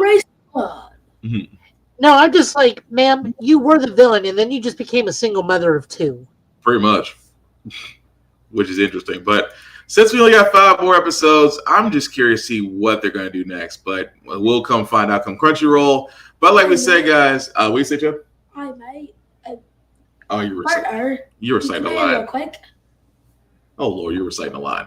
But yes, but keep in mind, guys, like we said about Crunchyroll, if you do have an account there, please reset your password as soon as possible. But yeah, we'll be catching up on Dragon Ball Daima once it does come back up next Friday. Any other news, guys, before we get to our comics? Oh, Red Ranger in Another World is still getting, may actually get its own anime series based around the actual Sentai. Nice. Tafar, what are you going to say? I was gonna say I got nothing. I'm trying to think. I feel like I'm missing something, but I don't know. It'll come to me probably before the end of this. I'm trying to think. We covered all the trailers, news. I haven't heard anything amazing come out of MagFest this weekend, so Are you gonna go to MegaCon? I want to, but I think I'm good on home for a little bit. I'm about to say you've been hitting cons pretty hard last year. I'm surprised you might want to take a little bit of a sabbatical, sir. It's not even that. It's just the cons are cool. It's going home and seeing everyone else right now. That's just like hey, I'm almost 30 and I'm good on just all of it. Let me know let me know that hand. I don't got to deal with it. So, but yeah, MegaCon, I'll give them credit. They have very much MegaCon has done a good job of getting the egos out of the building, especially after COVID. Letting more local artists get a shot, letting more people who do custom cars get a shot. See a lot more creators are making their way there, and I think that is a result of that. So good on them. I wish other people could follow suit, but I'm hoping. Yeah, I would love to go to MegaCon again in the future. I've gone a couple times for work. Only person I can say notably I met was, what's the girl's name who plays Estelle. She was a sweetheart. Nice. Well, of course, you can always check out Tafari for his many videos on how to prepare for a con, what to do at a con, how to leave a con, and basically how to leave remarks, positive remarks at a con. But with that being said, thank you guys. And I see, Joe, you've already got your comics up, sir. So whenever you're ready, sir. First up, we got Absolute Wonder Woman. This is written by Kelly Thompson, art by Hayden Sherman, and colors by Jordi Belair. Wonder Woman gets her arm back. We're introduced to this universe's Etta Candy, who runs a herb shop and is totally not a witch. And then Wonder Woman makes her sword grow to the point where Cloud from Final Fantasy VII says, I want one. I mean, that was a big ass sword. That was a big sword, but this just continues to, of all the Absolute books, this one feels the least foreign because I think the point of this book is no matter what universe or what variation she is, Diana will always be Diana. True. Because Universe 3, it's not Wonder Woman, it's Superwoman. It's a superpowered Lois Lane. There is no Wonder Woman in that universe. Just true. But even when totally corrupted by Darkseid, Diana still manages to be Diana. One arm, whether with one arm or two, which is still funny to me that she got her arm back. But no, yeah. It was an interesting issue. I will say that. So like, what's the story behind Absolute Wonder Woman? Long story short, it's just retelling. So the stories are, Chad, is Darkseid did something and made his own universe of in his image, and these are the heroes of the Darkseid version of the DC universe. Oh, so basically Darkseid's the maker of this universe. Yes. Oh. Which is why Batman is nearly a 2-story tall man with a dump truck Batmobile, and Gordon's trying to help him out. And Superman has his parents, and his mom's really good with a lava gun. Yeah, it gets weird. It gets Batman weird. looks like a tank. He is basically. I thought Arkham Batman was bad. He looks like he was just. He wouldn't even just leave you. He takes his chest symbol off and turns it into an axe. Yeah, I heard about that. Yeah. I don't think that he leaves his enemies alive. Pretty sure. No, he does. He does. He still does. How? His no kill rule is still in effect. How does Batman leave his opponents alive now? They're still in the medical ICU unit for at least 2 years after fighting them. Pretty much. I So mean, I would one punch to the forehead by this guy. You're probably not. see, you're trying to apply logic. Just say that Batman doesn't Batman. supposedly. Allegedly, Batman doesn't kill, but we're gonna leave it at that. But go ahead, Joe. Allegedly. Next up, we got Flash number 17. This is written by Simon Spurrier, written art by Vasco Gregoriev, colors by Matt Herms. So we learned that who the big bad in the land of Cyberrak truly is. Meanwhile, the rage virus is going around in the main world. Fun little story. This is more fun than the previous one because it's easier to follow, and they're really I can tell editorial is letting Simon Spurrier tell a story, but also really leaning him back. It's like, okay, we need to the readers need to understand what's going on. Yeah, but why did it have to be him? I'm like, of all villains, I'm not gonna for him this time. I'm not gonna say who the villain is. I just like him of all people. Yeah, he's just very chatty. I just didn't like the It villain. looks like a Walmart Thor. Oh, you're too young. You don't understand. You're not wrong though. I mean, judging by the helmet, he looks like a Walmart Thor. Plus, no, he is more akin to old Pope tales where he's trapped in a land of dinosaurs and magic. He's not Viking. He's old school sword and sorcery. Oh, because I'm like, he's giving me Marvel Rivals Thor. Think more Conan the Destroyer. Ronan, really like that guy, like him. I just fighter pilot that crashed into the land of sword, sorcery, and dinosaurs. Oh, you're not gonna win that battle. Snake woman. Oh, you're not gonna win that battle. I do not like Ronan at all. Y'all are already on opposite sides of One Piece Odyssey. Now you're gonna be on opposite sides of Thor now. Oh, I have no problem with Thor. It's just it's not really an apt comparison. It's just like I'm looking at his face. No, I get the helmet design where you're getting that from, but like I'm telling you, it's more old school Conan swords and sorcery. It's more Conan. I know who that is. No, where he's describing it, just before your time. Okay. Next up, we got Wonder Woman number 17, written by Tom King, gorgeous artwork by Daniel Sampere, and colors by Tamu Mori.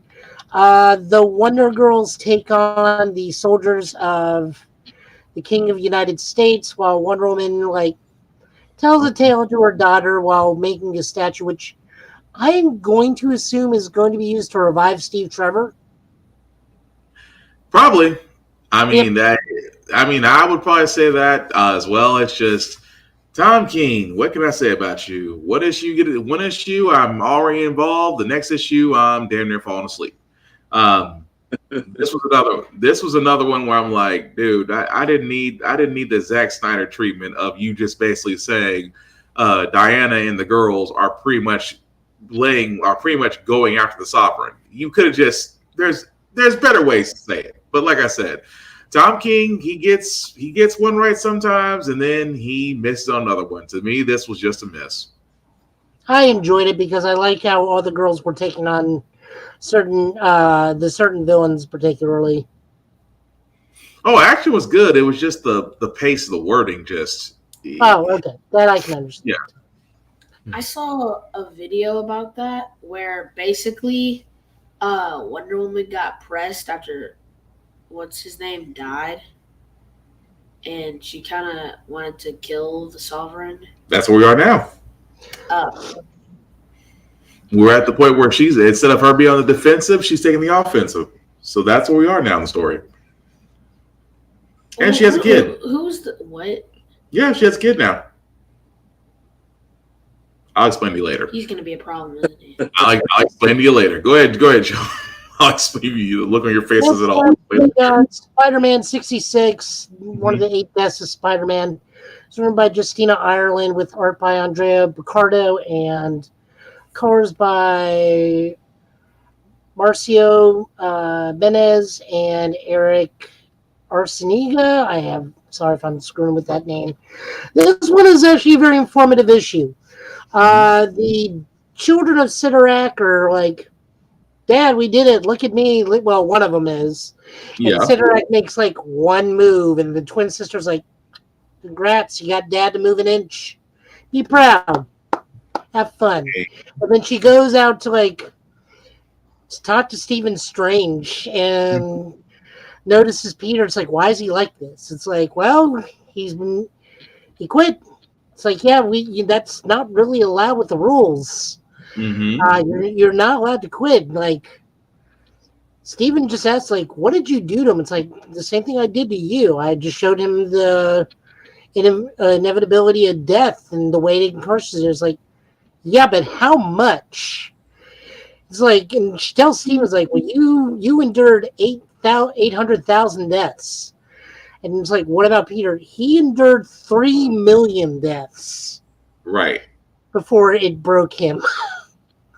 And then Peter gets back with Black Cat more out of just like, he needed somebody that could be companionship that's not going to just like judge him for it immediately, which works with Felicia, because I do think these two work together, and they have been working together as a good couple every time they come together.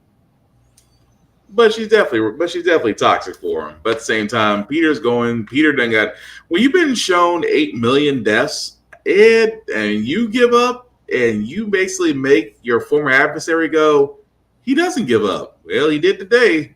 It's like, congratulations, you broke him. And on top of that, the new child of Sidorak comes to challenge. And as a result of Pete quitting, it's up to the avatar of the Sidorak. So the new champions of Sidorak are the new champions of Earth of the X-Men, because Juggernaut is technically an avatar of Sidorak.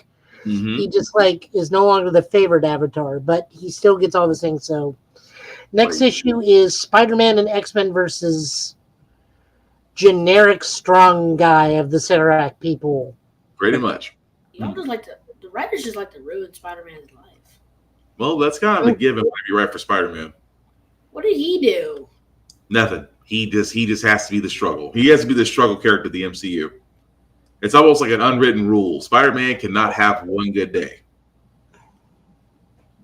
Him and Nova. The last time he had one good day, well, the universe got rewritten.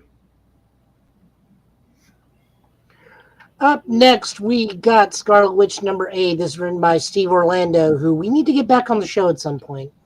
Yep.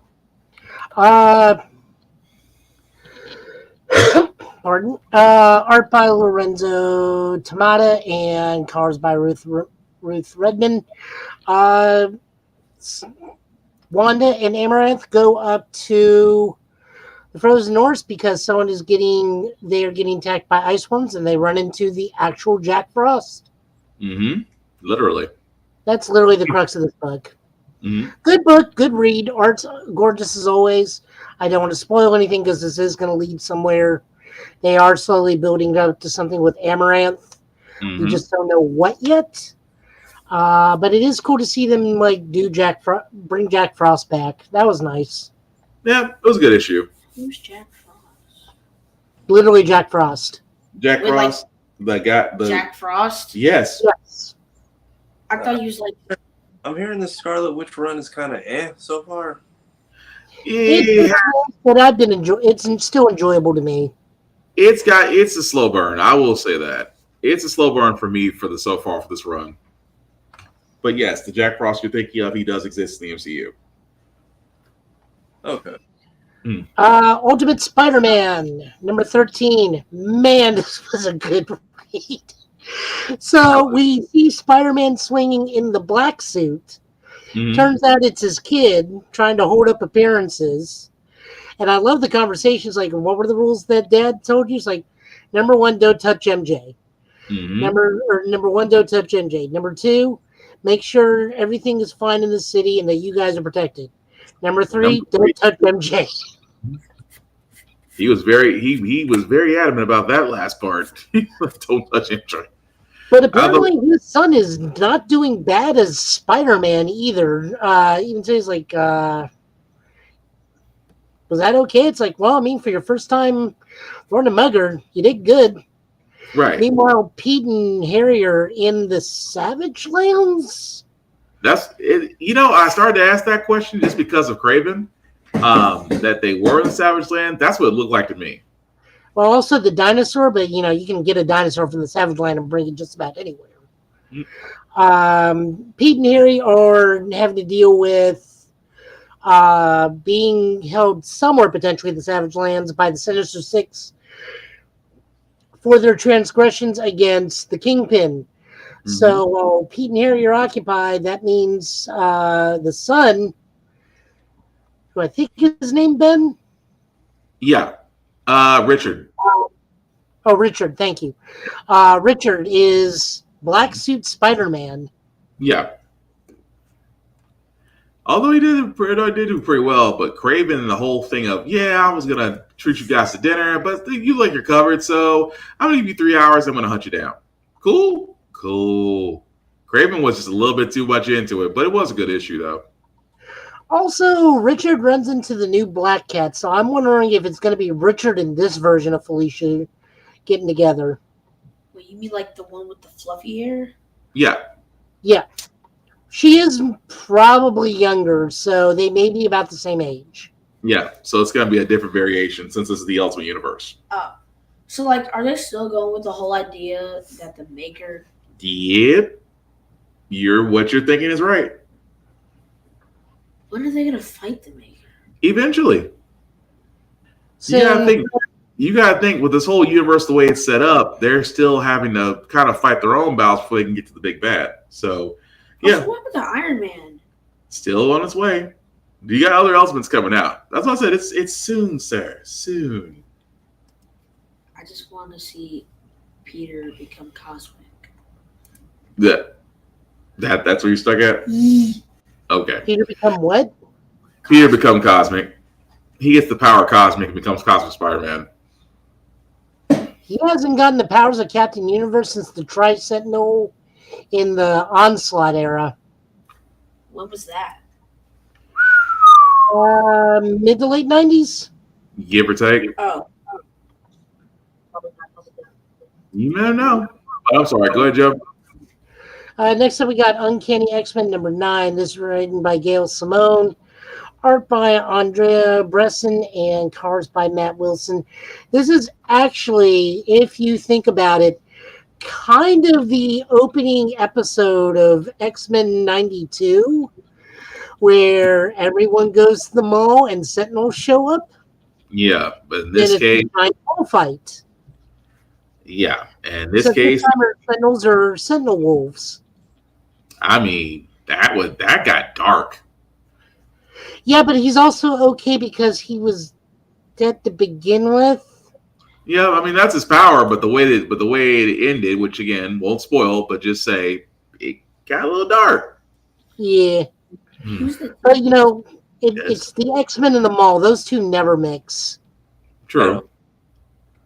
It never ends well when you go to the mall as a mutant. Just saying.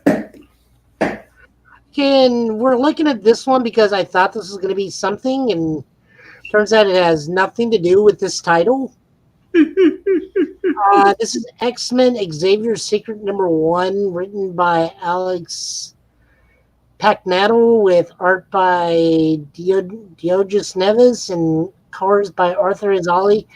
I thought this was going to be like what Charles is doing while everything is going on. This is actually just a Jean Cyclops issue where Jean's back on Earth, taking a break from her Phoenix book to spend some time with her husband, and just psychic shenanigans going on. And Cyclops' biggest fear of, you're the Phoenix, you're never going to age, and eventually I'll die, and you're still going to look like this. Mm-hmm. And Jean's like, no, we'll be fine. I can. The bird is me, and I am the bird, but we still have a lifespan. Yeah, but Charles's whole thing, I was like, that's a long way around to explain that secret. Yeah. That's a long way around. But no, we're not going to spoil it. I'll tell you. I'll tell you after the show what it was. Yeah. But those are all the books. Of course, book of the week, Ultimate Spider-Man. It's always Ultimate Spider-Man, although for a change, normal Spider-Man may have taken it because that was a very important issue. And again, it's well done and well drawn and tells you Peter can endure a lot more than most people. pretty much. Well, thank you for that, sir. As we wrap this up, also really quickly, shout out to Rick's Comic City. Again, why? Because they're the number one go-to place in Nashville for comic books, for mangas, for collector's items, Funko Pops, you name it. If you are in the Middle Tennessee area, definitely check out Rick's Comic City, either the Nashville or Coxville location, or on their website at rickscomiccity.com. Let the guys know the guys at Get Bit sent you. Doesn't get you any discounts, but you see our faces on their televisions. They show us love, so we want to show them love. So definitely check out Rick's Comic City if you are in the Middle Tennessee area. If you are not in the Middle Tennessee area, guys, please support your local comic book stores, support your local bookstores, support your local libraries. Libraries much are the same. They do keep the most up-to-date mangas, comic books, and video games. Yes, libraries do carry video games. I was just as surprised as you are. But definitely, guys, your patronage keeps these doors open. I know Barnes & Noble's cool. I know Starbucks is cool. I know Amazon is cool. But we go to these comic book stores, these bookstores for the experience, for the camaraderie, and you never know. You might actually find something you thought you weren't looking at for at first, but you're glad you showed up. So definitely check out, again, your local comic book stores, your local bookstores, your local libraries. You will miss them when they are gone. Speaking of gone, guys, we're going to kind of go ahead and call it and wrap it up here. But I'm going to first start with the man, the legend, the myth, Tafari. Sir, you want people to know what you're doing?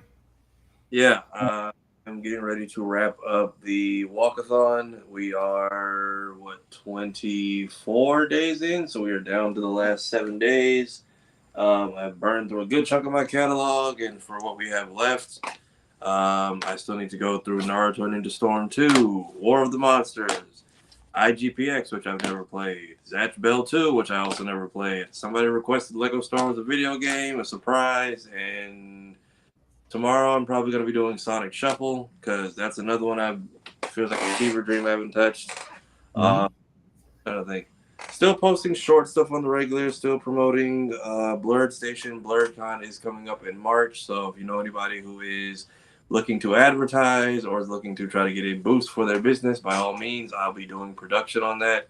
So please spread the word. Go to the website, check it out. Otherwise, getting ready for February as well. Some friends have been kind enough to send me some items, so I'll be doing unboxings for Black businesses throughout the month. So be on the lookout for all of that. Sweet. Also, shout out to Mr. Cardio, because this man is literally on a treadmill while playing games, because he was playing Star Fox 64, and I kind of felt like I was coaching. I was like, yeah, that's you're about to go up against Star Wolf from round 2. But no, definitely check him out there. My thoughts will be with you when you do Sonic Shuffle. So what? My thoughts will be with you when you do Sonic Shuffle.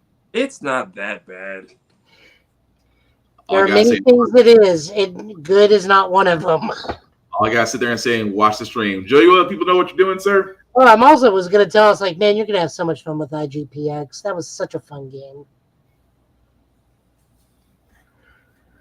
What am I doing? I'm just trying to survive at this point. Damn. I got the move coming up in like 3 weeks. I got to figure out at some point how to see Captain America. I'm streaming 3 different games, and I'm trying to figure out how to like balance everything without falling asleep on stream sometimes. You know, people pay to watch people sleep. That's a whole other thing. Look, they're never going to see I'm not getting a camera to interface with my PlayStation. Look, they can always tell when I'm starting to fall asleep when the camera starts slowly drifting upwards constantly. Or in some cases, a Mech Warrior, why my mech keeps going and somehow I still clear the mission. That's kind of impressive. Or you play. I don't know what goes on when I sleep. Apparently, I'm some sort of battle tech genius. You're or Mech Warrior genius when I'm half asleep. Jesus. He probably has something to do with it too. Jesus, take the battle mech. Jesus, take the Jesus, take the wheel. You just take the wheel and fire the long-range missiles. Jesus. No, right now I am playing Titanfall 2 Story Mode, which is going along pretty quickly because that's one of those games where momentum is the name of the game. As I continue to play more big stompy robot games, I am playing SD Gundam Battle Alliance, which is super adorable. It always makes me think of that SD Gundam animated series on Cartoon Network. Nice. Okay. All the Zakus just sit there and say their name, Zaku. And now I'm playing Synduality Echoes of Ada, which is the new extraction shooter from Namco Bandai. Try to say that 5 times fast. Yeah, I would have ended up saying Bandai Namco or Banco Namdai. So that actually has an anime you can watch over on Hulu, which I don't know if that is. This game is a prequel or sequel to called Synduality Noir. So you can explore the world, get some of the backstory, because this game doesn't really have a story per se. This is more of kind of like The Division, where it's very light on story. Mm-hmm. And you're out there collecting items, building up your base, upgrading your base, upgrading your mech. You're in a world where rain can hurt your mech. Interesting. However, the community is very, very good because everyone's in this. It's kind of like everyone's in this world to help each other. Because if you do attempt to PvP too much against each other, you are banished to kind of a mirror world where it's PvP land, and all your stuff is black market prices, and you're trapped in a separate server with all the different PvPers where that's really what the goal is. But like for the most part, most of us are working together and grabbing what we need to upgrade our bases. Just stumble across each other. You just see like two mechs just stomp on by, wave hello, and go our separate ways. Or you can do co-op missions. You also have a, I don't know, Chad, what do they call, or is anime waifu still a thing? Is that a phrase you guys still use? Yeah, but not that many people use it. Only the weird half of. Okay, so only the Gooners. Got it. So you're up with an anime waifu, which is pretty much your AI onboard program, which actually gets better as the game goes on. Right now I'm in the part where she will go like, hey, we're looking for this stuff, and it's over there. A lot of the times we should go over there. And now, like as of right before the podcast, she is like, oh, we're looking for gloves. We need to go exactly here. So item reclamation is getting easier. So it's been a fun game thus far. I just wish I had a better handle on its story. Yeah. Cool. Other than like trying to survive. Understood. All right. Well, before I get to my shameless plugging, I always do want to shout out BlurStation.com, as Tafari did point out, because BlurCon is coming up. But again, BlurStation.com, it is the table, the vehicle that we've always asked for our content, our image, and most importantly, our dollars should go to. Tubi is great, but Tubi is owned by the same guys that own Fox. And Tubi is well worth over $100 million. That same $100 million could basically be ours, and Blur Station, we could definitely do that. Simply go to BlurStation.com, hit the Join Now button, select the Blur's Eye View Affinity membership. You can select myself, Black Spartan, or Tafari TV, or anybody there. It is $10.99 a month to stream Blur Station, $10.99 a month to stream Blur Station. Again, 36 months of paying $10.99 a month, you do have the option to own a piece of Blur Station. It's never been way easier to own a piece of a network outside of going through the stock market, which right now I wouldn't advise it. So definitely check out BlurStation.com. Also check out AlwaysPressRecord.com. Why? Because our show is on their network as well. Or APR TV on their apps, which can be seen on all devices, including Roku. So you can actually watch us from your TV as well. So definitely check out Always Press Record or APR TV. Again, another vehicle for us to enjoy, as well as bringing content and dollars back to us. Now, as I just literally kicked this off. There we go. Now, of course, my co-host Chad. Thank you, Chad, for being on. It's really appreciated. Guys, you can find me, Black_Spartan615 on the socials. Our shows can be found wherever shows can be found, wherever podcasts can be seen or heard. Apple Music, Google Play, Spotify, things of that nature. Like, share, and subscribe. Follow us, guys, because again, we can do none of this without you. At the same time, guys, the rules still apply, even though right now the weather is a little bit funky. You're either cold on the east side or you're warm on the west side. So hopefully everybody in California, you are being safe. Hopefully the fires will be eventually contained, but houses can be replaced. People cannot. So definitely be safe, guys. On top of that, flu's going around. It is still cold and flu season. Please be careful. Please wear masks. Please do all the things to protect yourselves and others, because that's how we're going to get through this.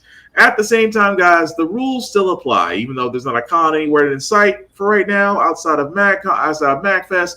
But the rules still apply. Respect the cosplayer at all times. Cosplay is not consent. Please treat people like human beings, which means that don't treat them like your playthings. Treat them the same way you want to be treated. That freaking simple. Number 2, wash your ass. Hygiene is important. I just got through talking about the bird flu and cold and cough and stuff that's still going around. Please, oh please, guys, wash your ass. Clean clothes. Hygiene is important. Mouthwash is important. Toothpaste is important. Hair products, but not too much, is important. Hygiene, cologne, keep it to a minimum. Just saying. Deodorants, especially Old Spice. Is Old Spice paying you? I don't know it. Yep. Where's this Old Spice check that you be talking about Old Spice every 5 seconds? $35K a month. If you get $35K a month, then now I'm really gonna be looking. Also, guys, last rules I have for myself is I have for everybody else in a world that is cruel, that is unkind. Be nice, be kind, talk and share your fandoms. Don't be a dick, and we'll all be cool. But as we wrap this up, guys, we will definitely be back next Friday, same Gambit time, same Gambit channel with news of the week, and go from there as far as what we got. So again, fellas, any last words we call tonight? Good job, Microsoft. I want to say something in chat real quick.